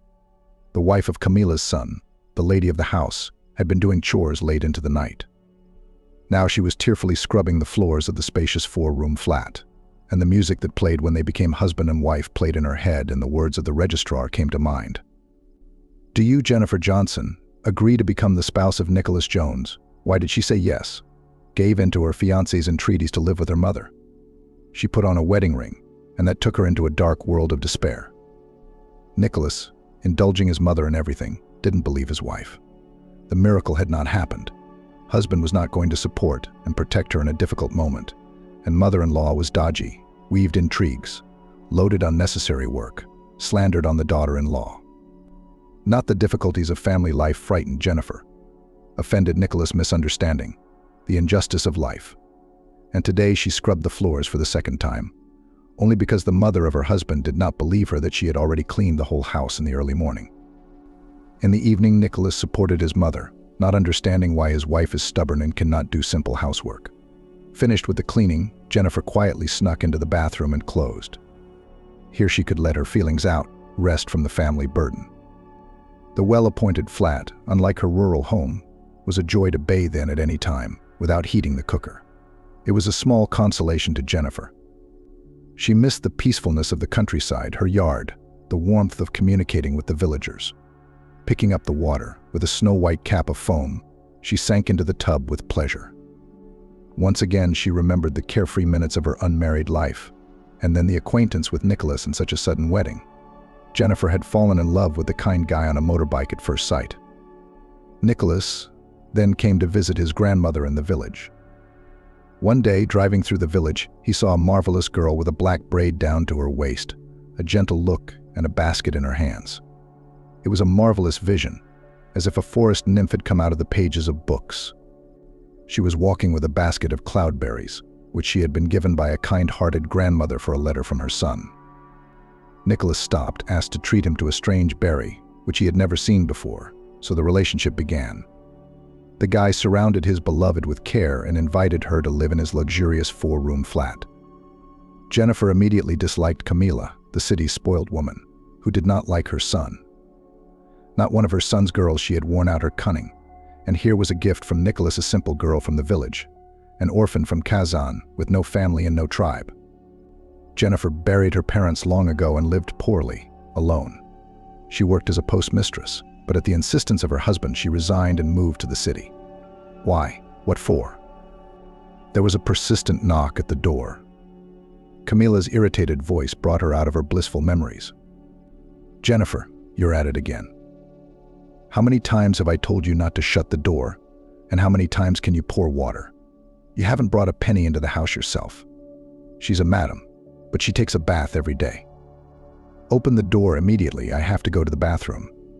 I have a scheduled beauty treatment." "Mum, what's wrong?" asked Nicholas, who came running at the screams. "Your wife did not wash my room, I had to do it myself, and I have a backache, I feel sick. The medicine is in the bathroom, I've been trying to persuade her for an hour and she refuses. And she was rude to me." Talk to your wife. Why are you sassing me again, Mom? It's been 15 minutes and I've scrubbed the floors in every room. No, look at you, you arrogant liar. Get out of my sight. Camila shoved her sister-in-law viciously in the side, causing her to almost fall over. Jennifer, Nicholas said coldly, "Stop arguing with your mom and show her some respect, please. If it's not too much trouble, Your Highness." He turned and walked away, stomping angrily. Day after day, her husband's mother nagged, making up tall tales, complaining to Nicholas about her deteriorating health, with such an ungrateful daughter-in-law. Jennifer baked pies, cooked French and Italian dishes, studied new recipes, watched videos on running a household. Nothing helped. The mother-in-law's main goal was to drive her daughter-in-law out by any means necessary. Kick her out for no reason, not her status. Nicholas is a prominent lawyer, and her late husband was a prosecutor. There were old connections, important people, not the last people in town. Camila was embarrassed by Jennifer, who didn't know how to handle cutlery, dressed gray, plain, and refused to go to salons. Unwillingness to do her hair and manicure pissed her off. When guests, the mother of the husband politely, but coldly owed her Giroezia daughter-in-law, telling her not to show anyone in front of her. A year of hard, tedious, joyless life passed. Jennifer took a job in a shop near the house as a clerk. Her husband stopped giving her money at her mother's request. At work, the daughter-in-law rested from the endless reproaches, but at home it became even worse. Now Camila reproached her daughter-in-law for her unwillingness to do household chores. "My dear, you are always at work, and my husband must be fed and looked after. I'll talk to my son so he won't let you get out of hand." "Mom, I do everything. I cook in advance, all my things are in order, I clean up morning and night. What's the fashion in which you insisting on quitting your job? I'm ashamed you're working as a saleswoman with a husband like that. I'm ashamed of you. Because of you, Nicholas doesn't even leave me any money for the household, and I still have a house to keep in the village to pay the bills. Oh, Kazan orphan, you don't need to spend our money, you know that. Nicholas buys everything for the house." The arguments upset Jennifer. Later, the mother of the spouse reprimanded her son, as boorishly communicates his wife does not hear her advice. Jennifer was deeply hurt by Camila's words that she was ashamed of her uneducated daughter-in-law. It was painful to remember why she never went to college. Jennifer was the pride of her parents. She graduated from high school with honors and planned to enter the medical academy. But a month after graduation, her parents were in a car accident on their way back from the city. Father died in the hospital, never regained consciousness. Mom fell into a coma. For 6 months, Jennifer traveled to all the hospitals, begging, hoping to save her mother, gave on the paw, begged to appoint an operation. The situation was hopeless. No one could help. Mom never woke up again. Having buried her mother, Jennifer was left an orphan.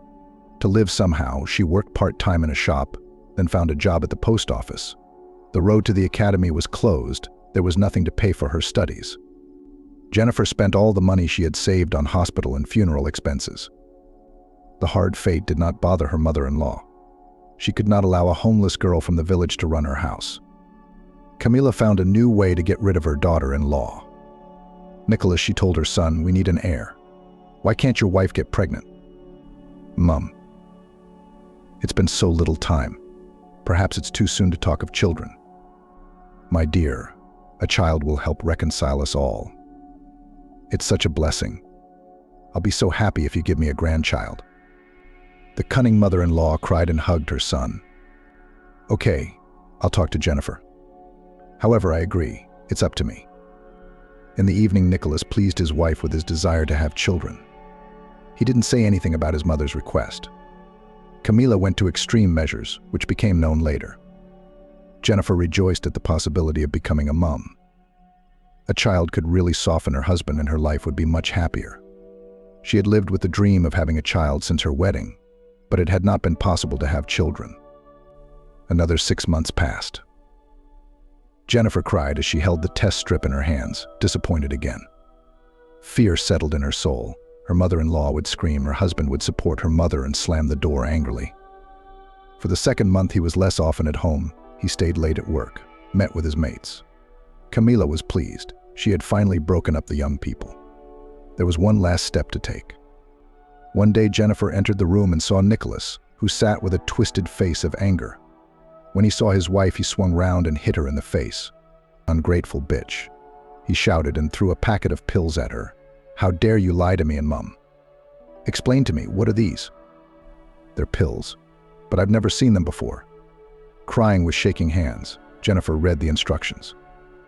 They were birth control pills. The weight of the past months of endless humiliation, of frustration, came over her in an instant. She collapsed without feeling, no longer wanting to live and breathe in this cruel world of absurdity. Nicholas, though angry at his wife, felt guilty, could not bring her to her senses himself, called an ambulance. Camila snidely looked at the pills and indifferently escorted her daughter-in-law to the hospital. "Mum, why did she do this to me?" bitterly complained Nicholas, complaining to his mother. I told you. The hunchback will be corrected by the grave. Do not dare to forgive such a thing, divorce." "You can't do that, Mama. I promised her she'd be happy, but she lied to me too. I'm going to get up early in the morning to visit my wife and have a quiet talk." 3 days later, Jennifer was discharged. She took the bus home. Nicholas did not meet her. He was at work. Waiting for her at home was a suitcase and a note from her husband informing her that they were getting a divorce. Her mother-in-law was triumphant. She kicked Jennifer out without letting her wait for her husband. She was a country bumpkin, and she was still a country bumpkin. "You shouldn't have messed us all about. Get out. I can't see you, you snake. You wanted to separate me from my son. It won't happen. Get out. I said get out. I want you out of here right now." The mother-in-law shouted after her, unwilling to stop her anger and triumph at the same time. In the evening, Nicholas learnt that his wife had left. "Mum, why didn't Jennifer wait for me? How dare she leave me? Why didn't she say anything?" "Calm down, son. It was her decision." Camila was careful not to mention the note she had written, copying her son's handwriting. But how? She didn't even leave a note. "You two haven't been getting along for a long time. That woman is not good for you. Who's that redneck going to give birth to you? And without children, there's no family, it's an omen. If she did, who would she give birth to? There's no reason to breed without a native simplicity. Look for a wife of status." Having got rid of her daughter-in-law, Camila felt over the moon. She had achieved her goal. It was her plan. For a year, she drank Jennifer a decoction of wormwood, convincing her that this tea was good for women's health. So she hoped to make a young, healthy girl infertile, and then planted pills on her. Nicholas was upset, he thought. Jennifer hadn't forgiven him for the slap. With a longing in his heart, he walked around the room where he smelled her perfume. Sitting down on the bed, he went through the pills. A suspicion crept into his soul. The packets were intact, every single pill in place. Perhaps Jennifer hadn't taken them. He remembered hundreds of moments when his wife had cried and complained about her mother and he hadn't believed it. The load at the opening struck his heart with the pain of irretrievable loss. He himself, with his own hands, had destroyed love. There is no forgiveness, but Jennifer, his beloved, without whom so lonely and dreary will be able to understand. He would rent a flat for her, and tomorrow he would go to the village to beg forgiveness. An Indian song was playing loudly in the next room. Camila smiled blissfully in triumph. She was more at ease when others were suffering, but her carefree life would not last long. One day she would receive a letter that would turn her whole life upside down, change her character, teaching her to be compassionate, to empathize, to do good. And now she was far from even a moment's regret for her dastardly deed. Nicholas did not immediately get out to the small town where his wife lived before marriage. He had to see the client's case through to the end. A week later, he took a week's holiday and went to see Jennifer. As 2 years ago, to go decided on a motorbike to return the former feelings. He did not inform his mother about his departure. He was offended by her. He tried to avoid talking to her. Camila looked anxiously at her dejected son, hoping that time would heal him. She was already looking for a worthy match for him, an obedient socialite who will distract her Nicholas from sad thoughts. His mother repeatedly tried to talk about divorce, but the son waved away, avoiding an answer. Nicholas settled everything, packed his rucksack secretly from his mother and left the house. It was a clear spring day. Johnson happily set off on his long-awaited journey. Soon he would meet his beloved, whom he missed incredibly. It seemed to him that just today their family would open a new page of life. They would be happy, for he loved Jennifer so much. The road was slippery from the past rain. Prudently, Nicholas wore a helmet, but the wheels could fail. But it did not stop the desire to impress his wife, to revive pleasant memories, move the voice of reason. Johnson accelerated, feeling a rush of energy, freedom and lightness on his soul. It was a 2-hour non-stop drive to the small town. The road went without tarmac, not a living soul. After an hour and a half, Nicholas carelessly slipped into the oncoming lane. At that time, a tractor appeared from behind the corner. It was too late to brake. Nicholas jerked the wheel to the left. The motorbike rammed the bushes, crashed into a tree. The brakes did not work. The wheels began to slip. Johnson was thrown out of the saddle, and he rolled down the slope from the road. He was unlucky with the driver. The driver of the tractor was ex-prison inmate Kevin Reed, who would not want to be investigated again. He braked, hoping to save the arrogant driver, but Nicholas showed no signs of life. So Kevin took his belongings, got back on, and drove off, leaving the motorcyclist to die. In the village, he said nothing about the accident, not even a twinge of conscience. It was an accident.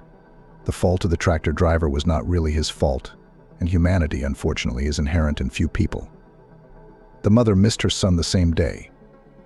She found out that he had taken a week's holiday and did not answer the phone.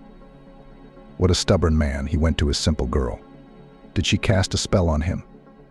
Camila knew where her daughter-in-law lived before her marriage, but she was not going to her. She decided that she would bear it for a week, and then she would see. She called her mother in the village and asked if her grandson had turned up. He hadn't. Her son's phone became unavailable, and after a week he still hadn't returned. She decided to go to the village herself, got to her mother, whom she rarely saw and communicated with even less often. The news was shocking. It had been a year since Nicholas had visited his grandmother, called Mrs. Cassandra. He hadn't come to the village a week ago, not yesterday, not the day before. "Do you know Jennifer, the postmistress?" Camila asked her mother. "She's your sister-in-law, your dear. Have you gone completely out of your mind?" The mother was silent, shaking her head. Something sly slipped into her gaze. "Jennifer hasn't been here in a year. She's moved in with you." "How?" "She's been divorced from my Nicholas for a fortnight. What better place to go than back home? She hasn't been here. We're next door to each other, 2 houses down." "Camila, don't make a mess. I know you. Where did you put the kids? They ran away from you, didn't they? They did the right thing. I raised a bad daughter. You don't come here, you don't help your mother. If it wasn't for Nicholas, I'd be all alone. Mama, you never understood me, and I couldn't stand that simpleton. What use is she? I'm sorry, but I was raising my son. It was hard. He's back on his feet. He hasn't forgotten anyone, and he's my son. I raised him that way." "So you survived, Jennifer? I see you're a simpleton like me, or you've forgotten. What a character you have, Camila. I'm ashamed to have raised a daughter like that. Tell me what happened. Why did the kids run away from you?" "My son went to Jennifer's. I guess his motorbike isn't in the garage." "Where did it go?" "I don't know. I'm so sad." Camila couldn't hold back any longer. She clasped her hands and wailed. "Sonny, where are you, dear son? It's my own fault. My own fault. Let's go to Jennifer together. Maybe they're lurking there, living there. I'll tell you the address, but it's no use. I won't go. Go yourself and don't come back to me alone. It's easier and calmer. You go yourself, I'll call you if the children are found."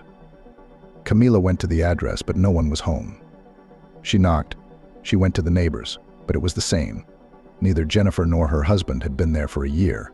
Nobody had come or knocked. Camila went to the old habit to collect information in the town, in the shop, at the post office, at the club, but Jennifer, as in water, vanished. With a heavy heart, she returned to town, the trail broken. Acquaintances, friends didn't know where her son was. He never showed up for work. He didn't sign any resignation papers.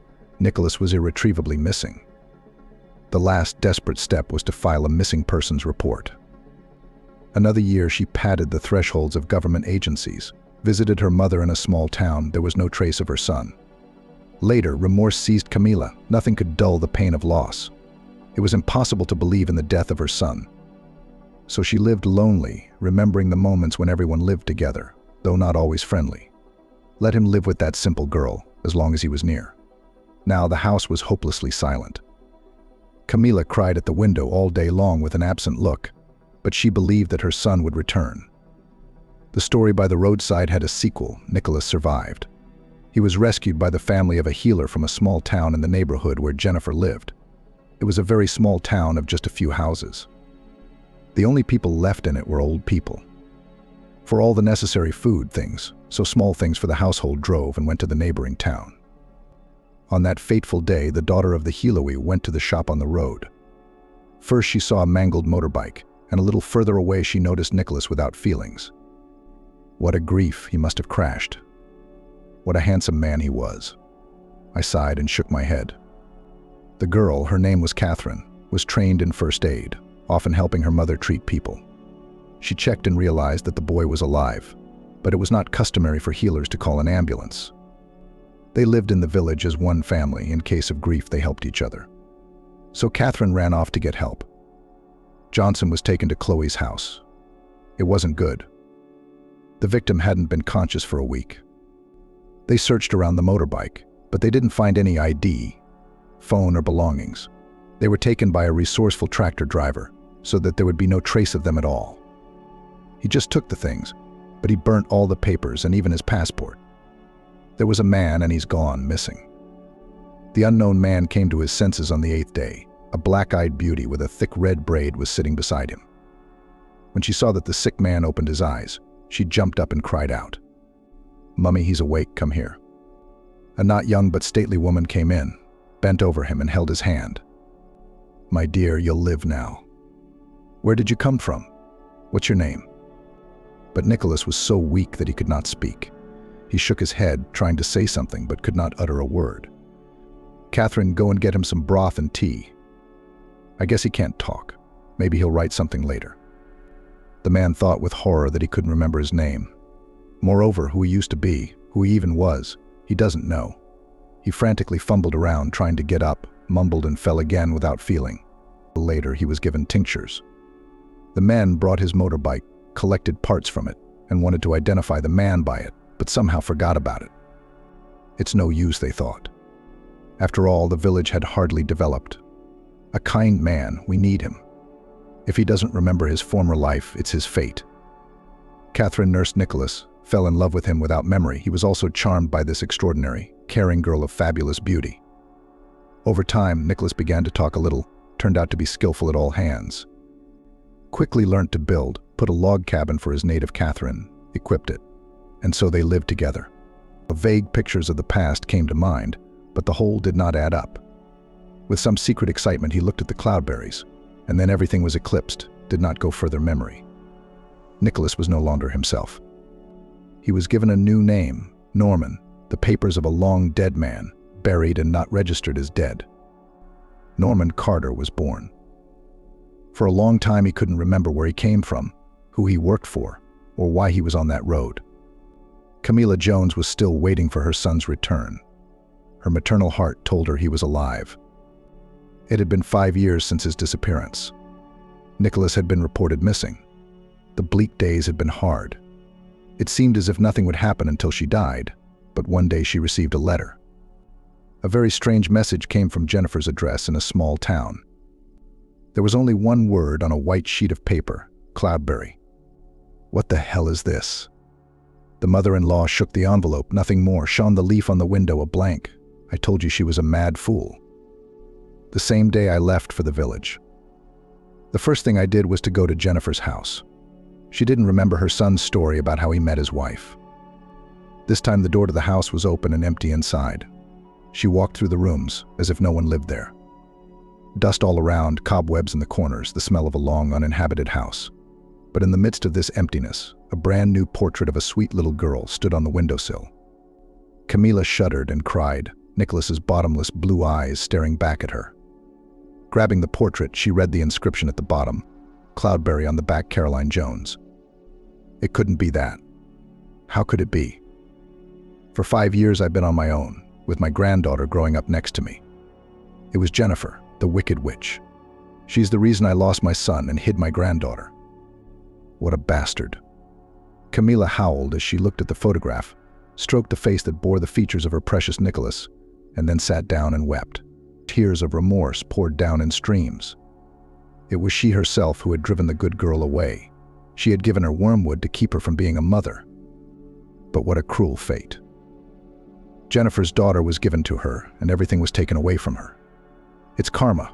Jennifer was wrong to do that. It was getting dark. There was no electricity in the house, so this was not where her daughter-in-law lived. Camila stood up from the floor 5 years older, her heart bleeding. She walked to her mother's house and the door was open, wide open. No one inside, empty and desolate. She had not visited her mother for a year. She had given up hope of finding her son. She had stopped calling. Her mother had died without her. There's no one now, alone in the whole world. "I'm sorry, Mom, I'm sorry. Where are you?" Camila clutched her temples and fell senseless. She woke up in the dark. There was a cold smell from the door. She had to find her granddaughter and Jennifer to find out what was wrong with her mother. There was no electricity in the house. She went into the kitchen. Like when she was a child, the candles were in a drawer. I lit them, put a glass, and sat alone in the semi-darkness on the chair where I sat as a small, carefree, mischievous girl 45 years ago. The glare played on the wall. The silence was incredible. The world froze here in an instant, in no hurry, no sacrifice required. What happened to her soul? The city had taken everything good out of her, made her a cruel and wicked girl. And it's not square meters, water from the tap that you need to stay alive. That's the feeling when you realize you're a real person. Only a small town can reveal the soul.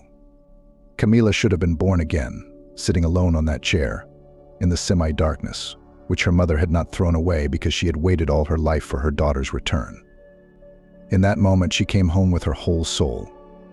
Grief helped her to realize the emptiness of her meaningless life. The clock ticked, as if counting down the time of rebirth.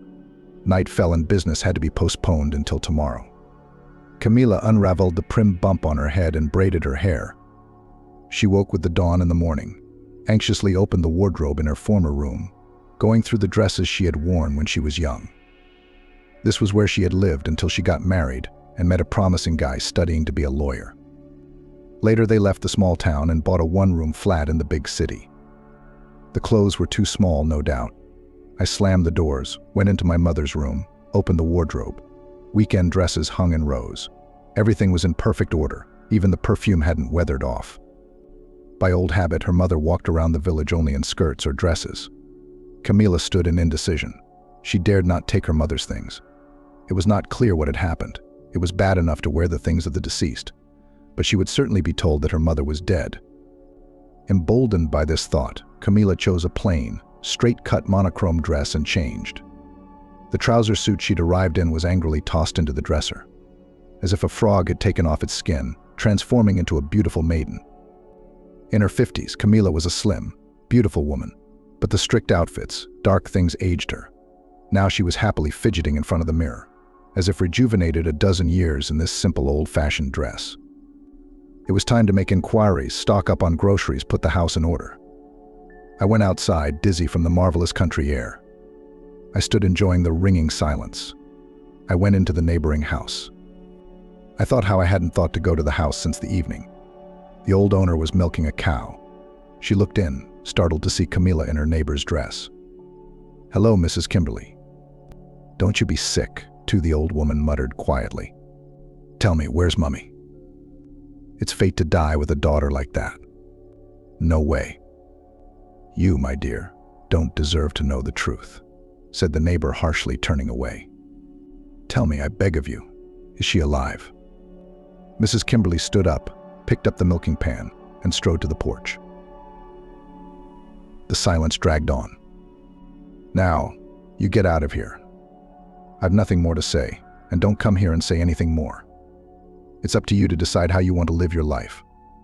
Michael, get Blanca out of here and get this one out of here too." She mumbled under her breath, but Camila heard her. She didn't get anything else. Michael, the neighbor's son, passed by without a glance and didn't speak. Camila stood there for a moment, crumpled, and then walked angrily away. She passed 5 other neighbors, 2 of whom had already left the small town. The houses were padlocked, the vegetable garden abandoned in high summer, everything overgrown with grass. The other two neighbors she knew couldn't explain anything. She said her mother had moved away. She didn't say where. But the small town was thriving. A new shop had opened. People were farming, putting the cattle out to pasture. The hospital was working. There was a poster on the local notice board advertising a holiday home by the river. Inquiries from the inhabitants led nowhere. Camila decided she had to start her life over. It was no coincidence that she received a strange message. A portrait of her granddaughter, changing will earn her forgiveness. Fate would have mercy on her. She decided to start with a temporary move. The flat in the city was on the alarm system. But she didn't have to worry. But she didn't take any things with her. Her old tastes seemed unacceptable for the town. Camila Jones went round the shops, bought suitable outfits for work and everyday life. She spent the rest of the evening tending to the household, going through the kitchen utensils, all in a deplorable state, some chipped, some old, the floors cracked, the wallpaper unchanged for years. Now she realized what a poor state the house was in need of repair. She had not thought about it, having left her mother alone in the village. She only threw in a piece occasionally, sending money a couple of times a year. How did mother live here alone was unfathomable, and a bitter thought befell the neglectful daughter. What if her son had left her so alone? Would life have been easy? Her heart was troubled. How could she do that? No, she deserved everything that happened to her. You can't be selfish, thinking only of yourself. Things are going to be different now, she proclaimed into the void, wiping away her tears. She cleaned the house until evening, made a list of things to buy in the city. I thought I'd go to the local office to find out when my mother had last paid the light bill. It turned out that it was only like 3 months ago. The bills were paid. The landlady herself came to visit. Camila was wary, but the payment was accepted, and in the evening the electricity came on, illuminating the rooms with a cold, dim light. In the morning, Camila left for the city. She drove her car to the village, leaving it at the gate for the night. But after thinking a little, she went to her neighbor's house, sneaked into the house, knocked. It was open. The house was clean, spacious, everything was in order. It seemed that her son had done his best to repair the house, and it stabbed her heart that she herself had never helped anyone. The angry landlady was about to send her away. "Mrs. Kimberly, I'm sorry I've been mean. My bad." What a sly fox. "I won't tell you anything. Just so you know." "You're right, it's too early to forgive. Mother, I must find my son and granddaughter in front of them guilty." "So why did you come to me?" "Go back to your place. Nobody needs you here." "I decided to live here for the summer. I was invited," she muttered quietly, remembering about the letter. "What do you want from me?" "I'm going to town, to the hardware store. I want to make repairs to my mother. I came here to ask if you need anything to buy." "Buy them all. Have you decided?" Mrs. Kimberly grinned slyly. "It's out of the goodness of my heart. What can I do for you?" "Oh, my dear, I can't pretend to be angry for long. Come to me, I was babysitting you while your mother was at work." To her amazement, all Mrs. Kimberly's sternness was gone. She hugged Camila, wiping away her tears. "I'll write you a list, and I have to ask my son. He wanted to go into town too. Maybe he'll come with you." Mrs. Kimberly's son was a little older than she was. As children, they were friends and quarrelsome, annoying each other with mischief. At 15, Michael left his mother, going to school to study electrician, and then returned here to find a job, got married, made an extension to the house. We started a household and lived together. How painful it was for her mother to see it. Her daughter got married and never came back. "Hello, Michael." Camila finally found the right words. "Hi, Meanie." Michael smiled, remembering her past offenses. "I'm going to the city. Your mother has made a list. Maybe you should come with me too? You're not going to kill me?" The irony was uncalled for. When she was a child, she asked to drive his motorbike, but she lost control, drove off a bridge into a river. They were rescued, but the motorbike was banned. Michael didn't forgive her and stopped communicating altogether. He'd do little things, like scare me with caterpillars or drop off mice. "Don't worry, I've been driving for over 20 years. When my husband gave me a car for my wedding, I learned right away." "Did you bury your husband?" "My mother told me. Sorry to remind you." "It's all right. Where's your wife?" "She died. She went out on the ice in the spring. She wanted to rinse the laundry. It got sucked in. She was not saved. Michael said quietly and turned away. I'm sorry, I didn't know. It was a long time ago. Let's go to town. Wait, I'll change. While Michael was getting ready, a girl with a bag over her shoulder ran up to Camila. Hi, do you live in this house? Yes, I'm here to see my mother. Here's a letter to this address. Please sign here. Thank you, girl. Come and visit if you have time. I've got to go. Goodbye. Camila Jones turned the envelope round. It had her mother's address on it, but it was addressed to Camila. She opened it anxiously, wondering if someone was trying to teach her a lesson or take revenge. On a white sheet of paper in large letters was the single word wormwood. Camila shrieked, dropped the sheet. Jennifer learned that by the evil machinations of her mother-in-law, she could have been left infertile. How could that be? Maybe she peeped on her while she was in the kitchen making her daughter-in-law's herbal tea. What are you standing there with your mouth open? Michael asked, approaching. Seeing the leaf, he picked it up, reading the strange message with amazement. What is this nonsense? Did you get a letter? Your interlocutor is obviously a little verbal. Michael laughed, but quickly stopped. Seeing that, Camila stands in a daze with a lost look. Let's go. The road was silent, not even music on. Michael was dozing in the passenger seat. Then he opened his eyes and blurted, Your mom came to see us a week ago. What? Camila braked sharply, which almost bumped Michael's forehead. Hey, take it easy. Drop me off. I'd rather walk. You're not very good at driving. I'm sorry, but why didn't Mrs. Kimberly tell me? I was so worried. Do you know what I've been through? I buried her in my mind. Don't shout. What's going on? Camila said it quietly and pulled over to the curb. I don't know. They were whispering in the kitchen without me, and my mother forbade me to talk about it. Don't ask me anything. I'm going to go. We're here. Wait. I'll find out for myself. Don't say anything. Let's go. The shopping trip took longer than they thought. It was getting dark by the time they'd filled the boot in the back seat. Camila persuaded Michael to spend the night in her flat. He walked round the rooms for a long time with a look of amazement. It's like a museum. What a place. You must have been crazy to live in the country. The living room alone is as big as your mother's house. Yeah, Mom's living in squalor and her daughter's living in luxury. Michael, I know what I'm talking about. Come on. Here, you're going to sleep on the couch. Let's go. I'll feed you.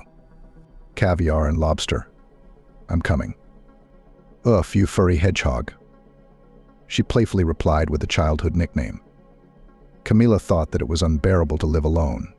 Caring for others gave her energy. Michael was pensive, looking at his hostess with alienation. The evening was not going well. The guest was obviously hiding something from her, but Camila Jones did not question him, more him. The letters were leading her to some goal, like stages of a test she had to pass. Michael got up in the early morning and got Camila up. He would not leave his mother alone for long. He had to help with the chores. They came back when the neighbor had already put the cow out to graze.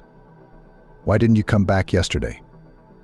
Every hour counts. I can't cope on my own, and it's scary to spend the night alone. She grumbled, then smiled and invited me to tea. We unloaded the shopping. Camila had brought a set of pots and pans as a present for her neighbor. She knew that pots and pans were the trouble with village housewives. Mrs. Kimberly sighed but accepted the gift. The hut was clean, cozy, and warm. The hostess brewed tea, put a wicker with lambs, jam, and honey. The quiet morning in the village was peaceful. Camila took a sip of tea and looked at the hostess with bewilderment. Something bitter. It's bitter for you. Others must have been sweet, remember. Is it with wormwood? She choked and coughed up tears. And you eat it with cloudberry jam. It won't be so bitter. Mrs. Kimberly said with a sly squint.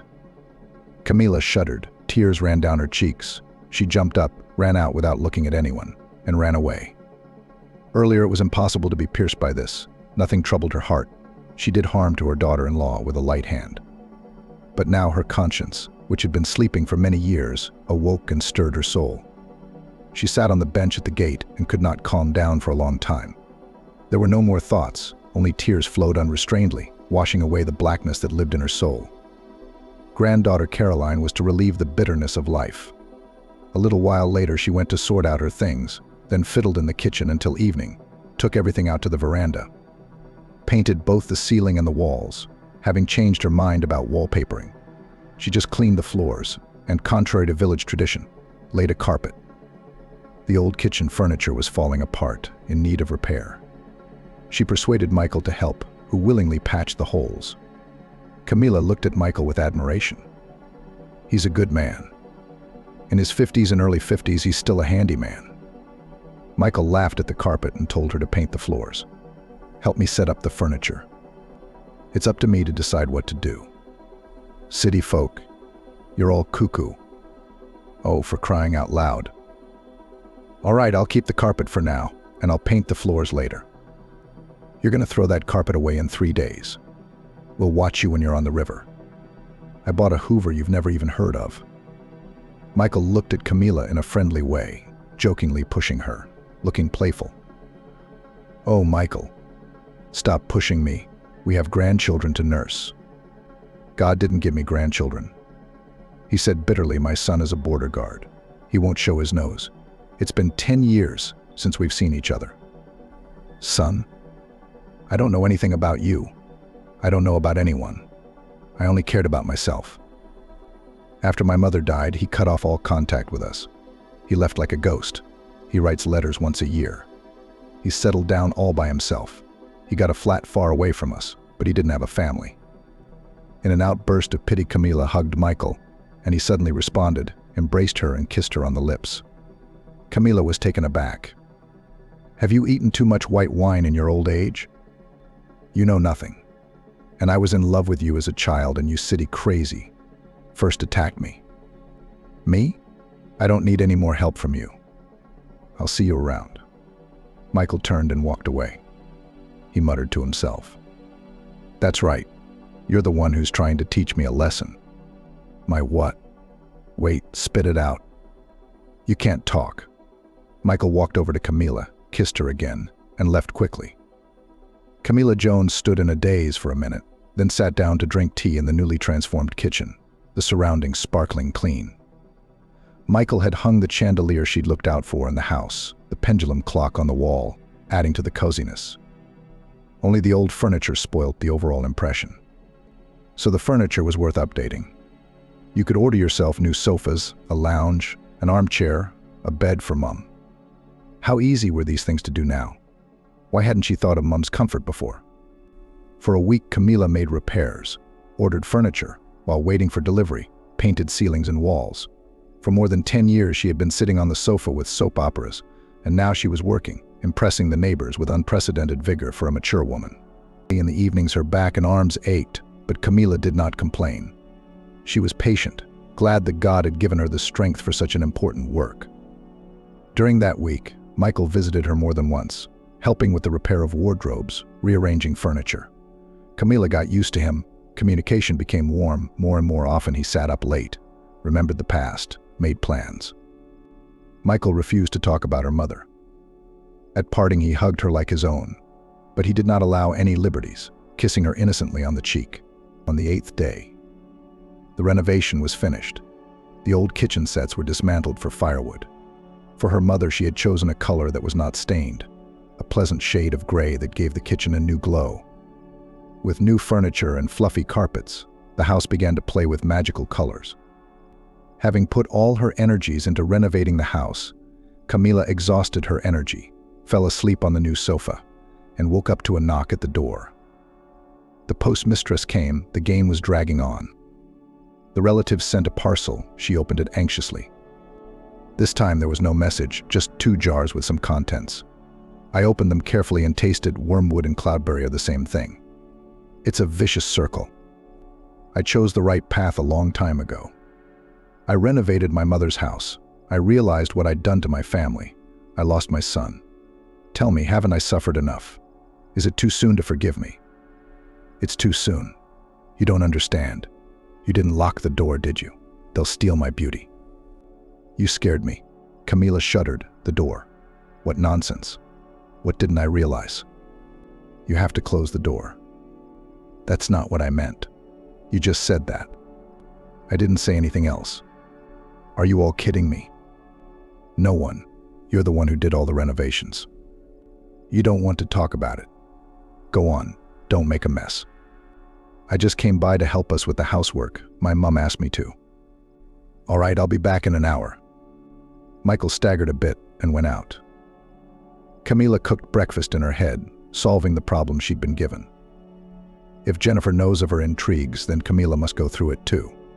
First to feel the bitterness of life, and then there will be hope in the distance and Hope and Cloudberry, her granddaughter.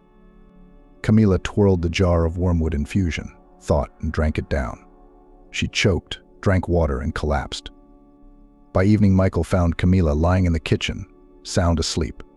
There was no way to wake her up. He brought her to the hall, put her on the sofa. She looked charming in her sleep. He decided to stay close to her, to wait for her to wake up, so he locked the door. He walked to the kitchen. His eye caught a jar with some kind of potion on the bottom. He smelled something familiar, remembered the inscription in the letter he'd received recently, wormwood, and thought that Camila's mother had overdone the punishment, but he wouldn't interfere. Let things take their course. They say that Camila herself has been scheming against her daughter-in-law for a year and a half, playing her with her fate and her relationship with her son. He switched off the light and lay down on the bed in the bedroom. Fell asleep quickly, in a sound, farmer's healthy sleep. Camila woke up when it was dark outside the window, surprised that she had no memory of the previous day at all. She opened her eyes and squealed in horror. A dark silhouette stood on her doorstep. She ran to the bedroom, closed the door, sighed, looked at the bed, the scream stuck in her throat. In the semi-darkness, she could see Jennifer sitting with her legs overhung, threatening her with her finger, whispering that she had ruined her unborn children. Jennifer. Jennifer, I'm sorry, for God's sake, it's all my fault, don't hold it against me. An ominous silence was her answer. When Camila looked up in fear, she saw that there was no Jennifer, but a man sleeping on the bed. She jumped up, her temples pounding, her head spinning. She listened, silence, only sniffling. Camila looked out into the living room. No one was there. Switching on the bedroom light, she breathed a sigh of relief. Michael, you scared me. But he was sleeping soundly as a baby, not waking up from his screams.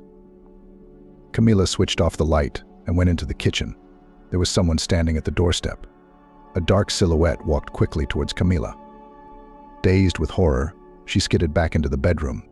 But there stood the mother, with an angry expression on her face, moved her whole body, approached, threatened with a finger.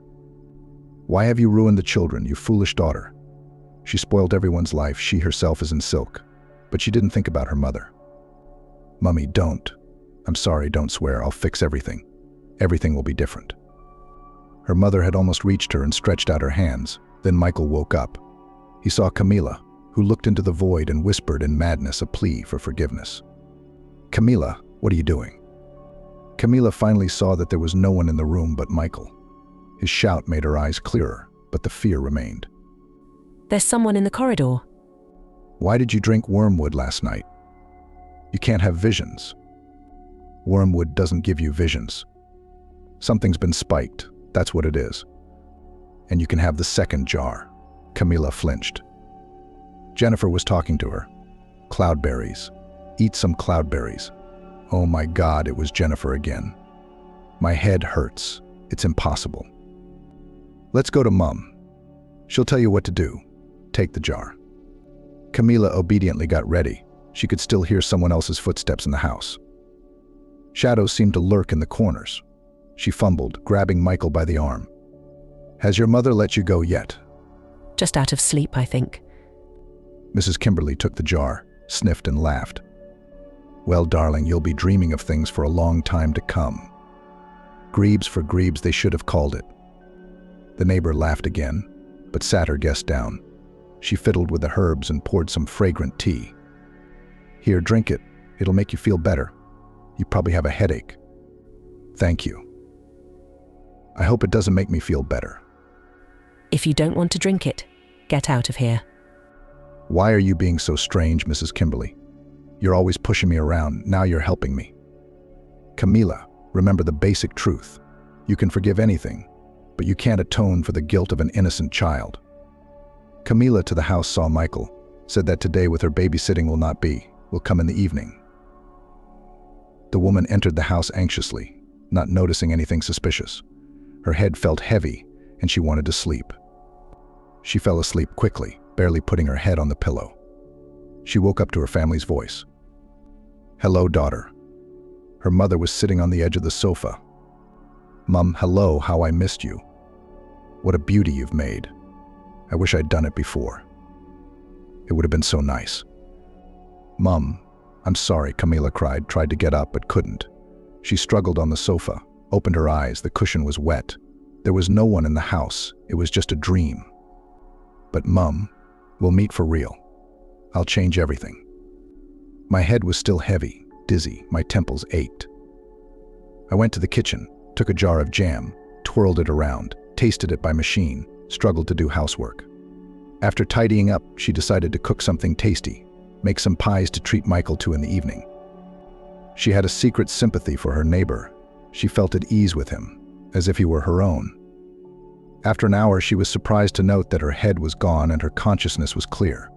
A burst of strength and appetite reminded her that she had quite recovered. Cloudberries helped. For after tea, Mrs. Kimberly had dreams. Camila was starting a new phase of her life, determined to find something to do so she wouldn't sit idle. She used to work under her husband in the prosecutor's office as a secretary. Together with Nicholas's father, they had made a fortune and become respected people in the city. But now Camila realized that no luxury could replace family. The longing for her son, the desire to see her granddaughter and meet her mother became the main value of her life. It was getting dark. Camila cooked some goodies and waited for Michael's arrival, and then, angry, decided to go to bed. There was a knock at the door, but instead of her neighbor, a girl came in and slipped her an envelope and disappeared. This made Camila completely angry. She wanted to throw the letter away, but she relocated herself, sat down and printed out the message. Many roads lead to redemption, but unfortunately not all of them are peaceful. Sounds like a threat. Came a man's voice over the top of her ear. "Who's there?" Camila shrieked in horror and jumped up sharply. "Scaring you is my job." Michael laughed, genuinely laughing at his hostess. "Did you do that on purpose? And I baked you pies, you will not get a single one. Get out of here. I'm an old woman. I have nerves, I have a weak heart. If I don't live to see my son and granddaughter, you'll be responsible for this sin. You know that, mark my word. You cursed me. You should close the door. What's the fashion? She came like a witch. I'll go to bed, mad woman. Wait, sit down, eat. Woof. What are you doing? You're giving me commands like a dog. I'm sorry, I was only joking. Bring me your pies. Okay, but don't sneak around again. Next time I'll give my soul to God for sure. Don't be pompous, you've got another 30 years on you. What kind of treatment is that? Don't you have any other words for me? There are, but you'll like them even less. Don't say anything. I can't imagine what's going on in your head. You, Michael said with a sudden change of tone, and then added with a smirk, you, my love, are a pain in the arse. Camila Jones choked on her tea, coughed up tears, wanted to answer something, but instead sat silently, her eyes goggling. Have you lost your mind, you furry hedgehog? The suitor did not expect such a reaction. He wanted mutual recognition, warmth of relations, that she would lower her eyes modestly, take her hand and say that she needed him very much. Indignantly, he jumped up, ran outside, and Camila slumped into her chair. She herself had not expected such a reaction from herself. She was considered a reserved lady. Why did she have the country ways of a silly girl? After cleaning up the kitchen and closing the doors, she lay down. She woke up early, remembered last night with shame, and then fulfilled the promise she had made to herself. Before lunch, she went round the village looking for work. Everywhere they offered only temporary help in the household. Then she resolutely went home and changed her clothes. Redemption, that's what was needed. That's what the letter said. First, she went to Mrs. Kimberly's house to help with the vegetable garden. Then she went round the neighbors to make life easier for the old people. She didn't take any money for her work, and she refused to buy groceries. It was getting dark by the time she got home. Her back was sore from unaccustomedness, but she felt happy. For the first time in many days, she felt proud. As she approached the porch, she heard a rustling behind the house, a dark figure, a vision. She decided to see what was there, but after walking a few steps, she suddenly fell into a hole, hit her head on something hard, and lost consciousness. When I woke up, it was unclear what time of day it was, but it was dark all around. She turned her head and tried to get up, bumped herself, shrieked, felt around. There were wooden walls everywhere, boards on top. She was trapped in some kind of box. A cold, sickening sense of dread filled her. The hopelessness of it scared her deathly. "Help me! Help me! Help!" Camila screamed and thrashed hysterically. It seemed to her that an infinite amount of time had passed. Her body felt stiff, her head ached, but she took a full breath and calmed down. She remembered the words from the letter, "Not all roads to redemption are peaceful." It was too much, too much. You can't torture a person like that, you can't. Camila screamed and cried as she climbed to the top. Then she noticed that the lid was sliding. She pressed her hands and head against it, opened it with effort, was blinded by daylight, squeezed her eyes shut, then stood up. Her heart hammered and nearly stopped with terror. She was standing in a grave, in a coffin. It was a cemetery. From the last strength on weakening legs, she began to get out of the grave. At that time, the drunken watchman came running to her screams. When he saw someone climbing out of the grave, he almost had a stroke, but he ran up and managed to push Camila out of the grave. "Ugh, damned zombie, sit with your ugly face, where your relatives put you." Despair seized the unhappy woman, but she guessed to talk calmly. "Granddaddy and Granddaddy, be careful." She called out to the watchman. "Oh, it's the evil one. Lord, forgive me. I've sinned. I repent. I swear I'll never drink again. Grandfather, I'm alive. I fell down. I was visiting my family, and here is an open grave. Grandfather, please help me," pitifully pleaded Camila. A cunning zombie, pretending to be a human. He looked into the grave, saw Camila there, in her black work clothes, with her tangled hair loose. "Help me, you idiot, you stupid bloody fool. Get me out of here at once," she whispered in helplessness, as if hissing at her grandfather. Holy Mother of God, what a disgrace. The watchman ran away frightened, not stopping to cross himself. "Well, and go, you heartless man, go yourself." On the third attempt, Camila got out. The cemetery was deserted. Beyond it, a field, a path led somewhere, but where the village was, it was difficult to understand. The roads to redemption are far from peaceful. How did I even get here? How could anyone do this to a living person? I sat down by the roadside, braiding my hair, which seemed deliberately unraveled and tangled. In the ominous silence of the cemetery, thoughts of life and death came to mind. This is the end of everyone's life. How much in us is empty, unnecessary, contrived? The end of one in the grave, damp earth. As long as you're alive, you should not only think about yourself. I wasn't crying, it's just dumbness. There's a path ahead. Does it lead to a new life? I have to go through it. Maybe this is the road that's not peaceful. Mummy, tell me, are you playing games with me? How could you do such a thing? Camila knew the answer. She had forgotten the way to her mother. It was time to go back. That's where the soul would be born again. She mentally forgave for everything. This redemption was important. She would overcome any difficulties and beg for forgiveness. The path led to the road. Only no one passed by. In about 15 minutes, Camila was exhausted. She was thirsty and her legs ached. She sat down on the side of the road and decided to wait for a car. A tractor appeared, and by some fateful coincidence, Kevin was behind the wheel, and he agreed to give her a lift to the village for a small fee.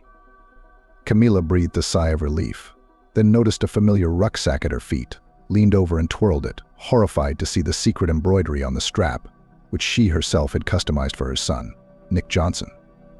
"Stop this right now. Tell me where you got that from." "I found this rucksack on the side of the road. It was a long time ago. I don't remember when." "Tell me the truth." Camila went after the driver, slapped him. Kevin didn't stand for it, got out and threw the woman out of the tractor and drove off. Camila Jones made her way to the village in tears. She was determined to find out for sure. There was a glimmer of hope of finding her son. His rucksack is here, so Nicholas has arrived. He and Jennifer are not far away. They're making fun of her. When she reached home, she locked herself in the dark and fell into a heavy sleep. Michael came to her more than once, but could not get through. Camila woke up for the first time late in the afternoon, heated water, washed herself properly, and ate with appetite. Life was coming back to her. The apathy of the last few days had subsided. She got dressed up and took her documents, deciding to go to the neighborhood policeman. "Hello, 5 years ago my son went to this small town but never returned." "Wait," said the officer on duty. "I'll call a neighborhood policeman to you, and you'll make a statement with him."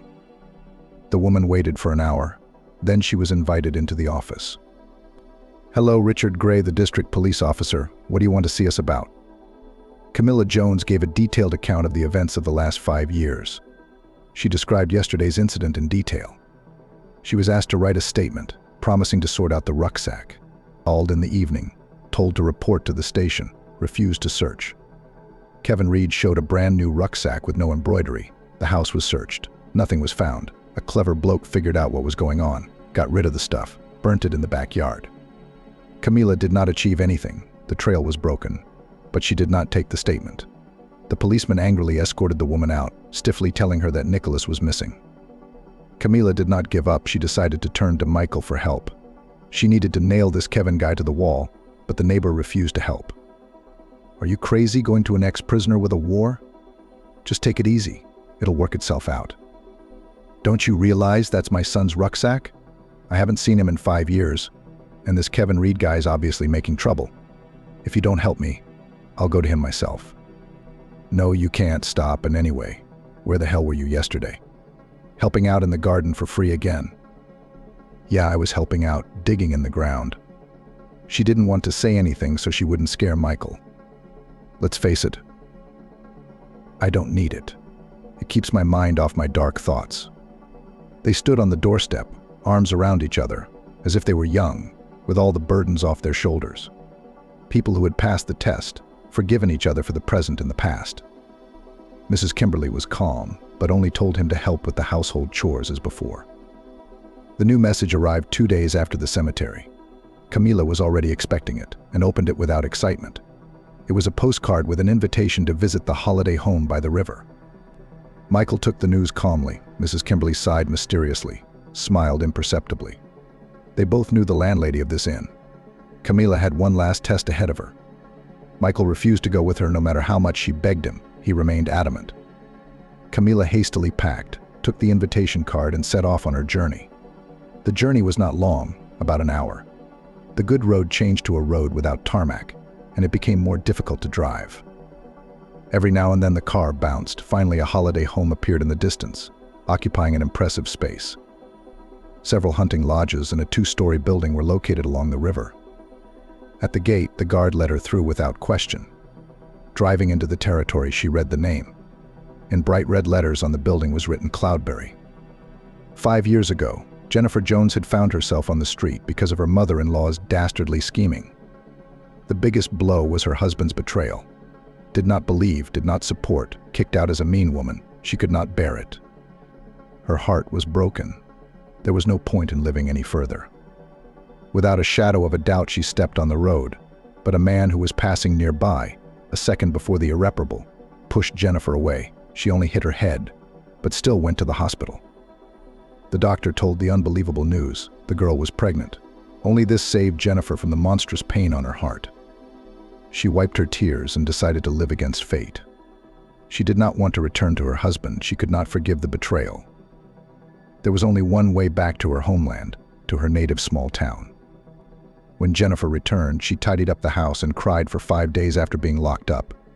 It was worth it to get her life together for the sake of her child. After relocating herself, she drove into town and quit her job at the shop. Camila's mother, Nicholas's grandmother, the same Mrs. Cassandra, met Jennifer at the shop and told her to tell her the truth. They were not only neighbors. Jennifer often helped with the household. Nicholas's grandmother came to visit. The girl became a native for a lonely woman, but Camila did not know it and did not see beyond her nose. In the evening, the pregnant Jennifer could not resist and told Mrs. Cassandra at length what she had been through in the past year and a half. The neighbor wept, unable to believe the meanness of her own daughter. Then the old woman took Jennifer in to help her through this difficult time. The girl got a job in a bakery and managed to help her patroness as well. When Camila came in search of traces of Nicholas and Jennifer, the daughter-in-law was in the next room. She also bribed the people of her town to make her mother-in-law think Jennifer had not returned to the village. Not for a second did the daughter-in-law feel sorry for her mother-in-law, but the news about Nicholas disturbed her. She began her search. The first attempts to find her husband were in vain. 7 months later, Jennifer gave birth to a daughter and named her Caroline. One day, walking on the riverbank, the girl thought how good it is in a small town. From the big city you can rest. After all, it is a very good idea to build a house on the shore, so that in it the inhabitants of the big city could have a rest. This thought she shared with Mrs. Cassandra. To her great surprise, she brought the whole 2 million wrapped in a cloth. Wow, where did you get that kind of wealth? I've been saving, Camila's been throwing money at me like a dog and I can't spend it. She wouldn't show her face to me for 5 years. Only Nicholas used to come round and leave me some money too. I saved up. I wanted to give it to a good cause or a church. I don't need anything myself. Take it. I'm sorry to you, you've suffered because of my daughter. Thank you, it's not just for me, it's for you and a good cause. After consulting a lawyer from the city, Jennifer got a permit and bought a plot of land by the river. The first house came out small. At first, Jennifer didn't think it would be anything worthwhile. She advertised in the city, people showed up, buying places 2 months in advance. A year later, 2 two-story buildings were built, supplemented with hunting lodges. The demand did not fall, and the profit grew. For the summer, Jennifer and her grandmother moved into a cabin built especially for them. All the while, the girl continued her search. She knew that Nicholas never returned home. From work, he was expelled because of a long absence. Jennifer traveled all over the county in search of her husband. Once she remembered the God-forsaken farm, Nicholas, who lived under the name Norman, remembered the past in scraps. Once he had easily settled a dispute between men by reciting lines of law that popped up. After that, people began to go to him for minor matters, to secure their property by law, or to register land, to fill out documents. It became clear, not just a guest was sheltered. Over time, Nicholas cooled to his common law wife. An unknown anxiety was troubling his soul. He went to the river all day fishing, wistfully recalled the same village, his grandmother. Pictures of the past life gradually returned to him. Catherine immediately realized that Norman began to avoid her. The stern girl packed her things and returned to her mother. Nicholas Jones has not thought to return that one. Only suffering he brought is indifference. There, in the depths of memories, woke up feeling for the mysterious girl with a basket of cloudberries. He saw her in a dream, walking along the road. Then everything was cut off by a black cloth. So he suffered for another 6 months, remembering the past in fragments. He found out where he was found, and the next day, without informing anyone of his plans, was going to go to his native small town. In the morning, he got up early, got on his motorbike, and drove away. It had been almost 2 years since he had crashed before reaching his destination. Now he knew for sure that this journey had to be completed. That same day, Jennifer arrived at the farm where Nicholas lived. She went round 5 yards before they dared to tell her the truth about the accident. Jennifer was taken to Nicholas's house, but no one was there.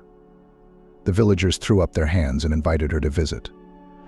She could finally tell who they had sheltered, they in their village. Nicholas pulled onto the road, read the signs, looked around, then stopped his gaze on the cars that occasionally passed by. He remembered, instantly refreshed, the memory of that fateful day when a tractor had driven at him on this very spot. Jennifer, a sharp pain stabbed at his heart. How will you be without me? He guessed that all the misfortunes had befallen them, only because of his own mother. One planted packet of pills and a fictitious note had ruined an entire family's life. Nicholas took a long time to come to his senses, hesitant to continue on his way. He walked between the trees, horrified by the abyss in which he had lived for the last 2 years, as if he had come out of a coma. Finally, he decided to go to his grandmother to comfort her. It seemed to him that an eternity had passed. When he reached his grandmother's doorstep, he ran into the veranda. Towards him, hearing the motorcycle, ran out Mrs. Cassandra. Both were crying and laughing. "Nicholas, you're alive," I felt, "my darling. That you were coming back, that you were alive. Let me look at you. You've grown up. Grandma, you're still the same, don't cry. It's all right. Everything will be different now. How could you torture us like that for 2 years? Didn't your heart tell you? Didn't you feel sorry for your family?" I just remembered you today, Grandma. Where's Jennifer? She went to look for you. You don't know anything, Father. She gave me a sly grin and led me into the house. Caroline, come and meet your father. Nicholas saw a little girl looking with clear blue eyes. Daughter. He exhaled and burst into bitter tears again. Kicked out his pregnant wife.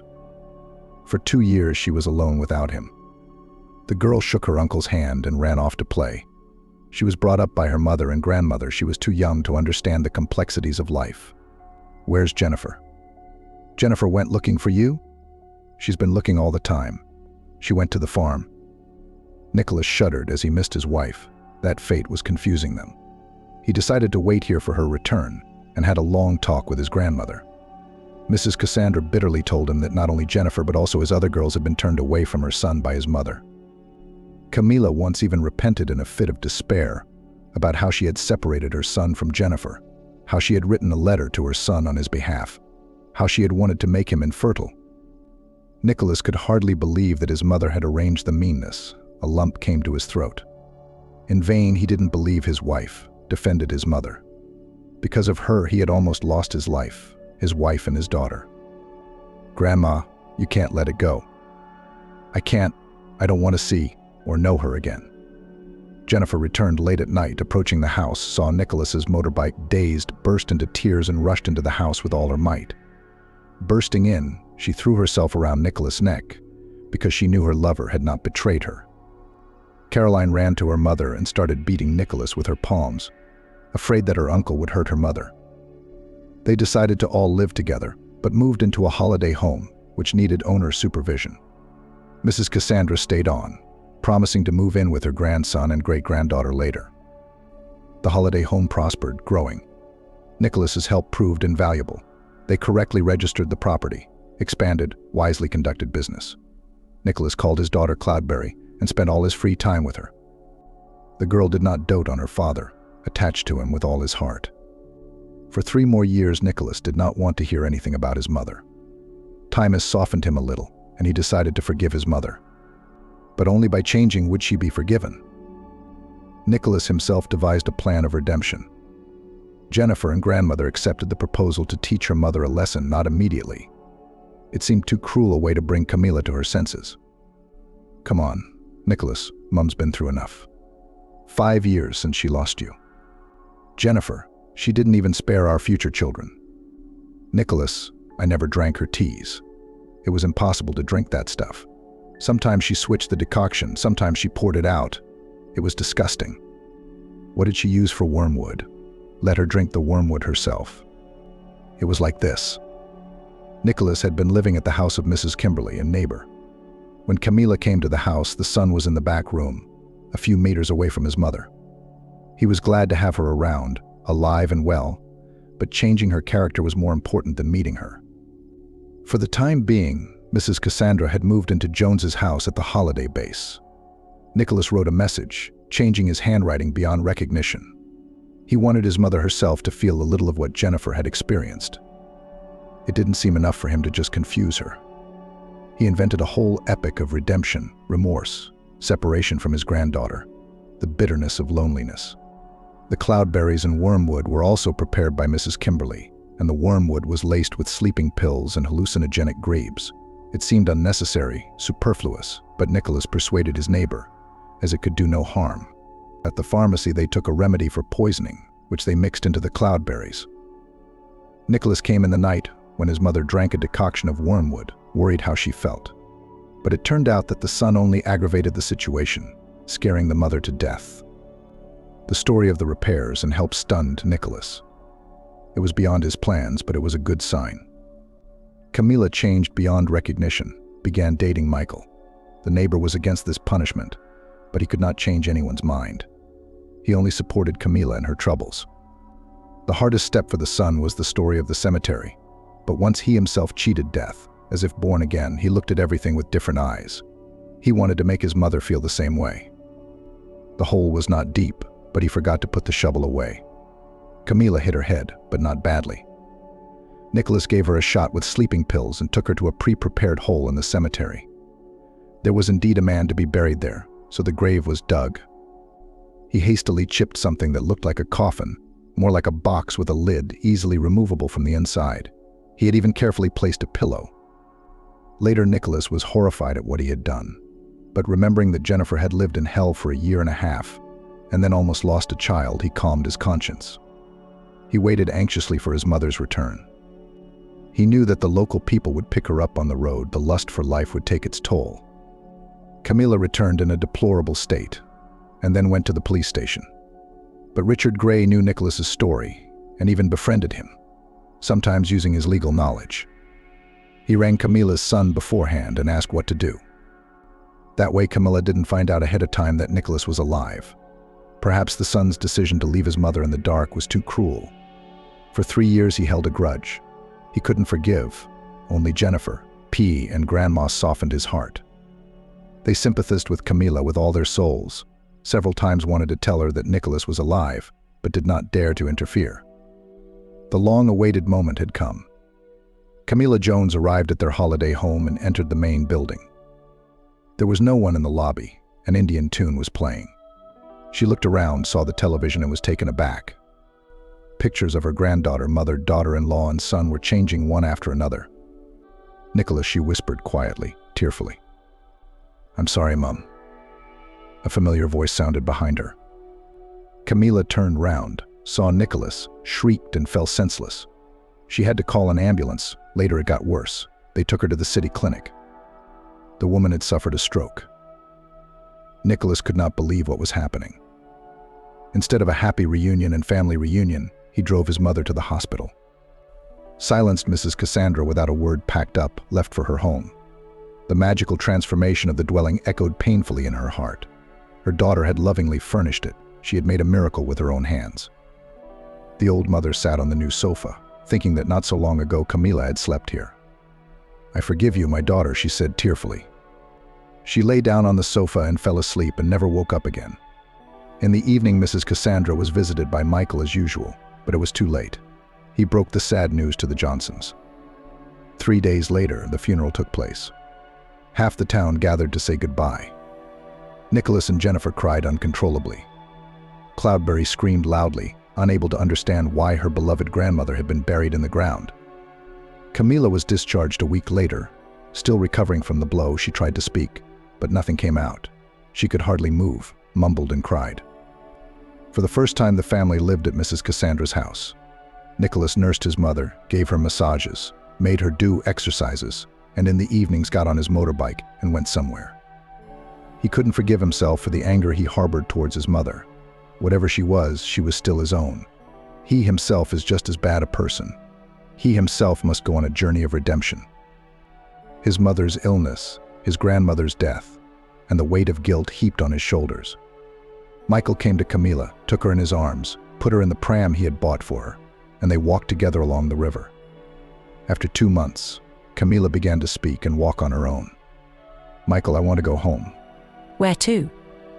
"To the city." "And your son, your granddaughter? Are you coming with me?" "How can I leave my mum?" "You'll visit her. We'll get her a helper." Michael was really attached to Camille. After some thought, he agreed. The next day, while Nicholas and Jennifer were at work, they left for the city. Nicholas was informed of the move by Mrs. Kimberly, shook her head sternly, and from then on stopped all communication with him. 10 years passed. The young, beautiful Cloudberry, who was now called Caroline, graduated from high school and entered teacher training college. Over time, Camila thawed out, recovered. In the city, she took rehabilitation courses at the best clinic. For the summer, she and Michael moved to the countryside, visiting Nicholas. Mrs. Kimberly lived in the city for 5 years next to her son. She passed away quietly, with God's blessing, buried next to Mrs. Cassandra. They were neighbors as well as they ever were. The family council decided that Caroline would now live in town like a queen. They entrusted her with the ancestral flat. Michael and Camila sold the house in the village, gathered their savings, and went traveling. There were too many painful memories here. The Johnsons Jr. sold Mrs. Cassandra's house, deciding to leave the small town. They bought a condo in Florida, hired a manager for their holiday home base, and moved in. They visited their daughter almost every month, until she graduated and got a job in their small town as a primary school teacher. Camila and Michael come to visit to see their granddaughter. They traveled all over the United States and then went to live by the sea. Over time, the holiday home passed to Caroline, who remains faithful to the land where she was born. Every summer she comes to the cemetery with a basket of cloudberries to visit her grandmother.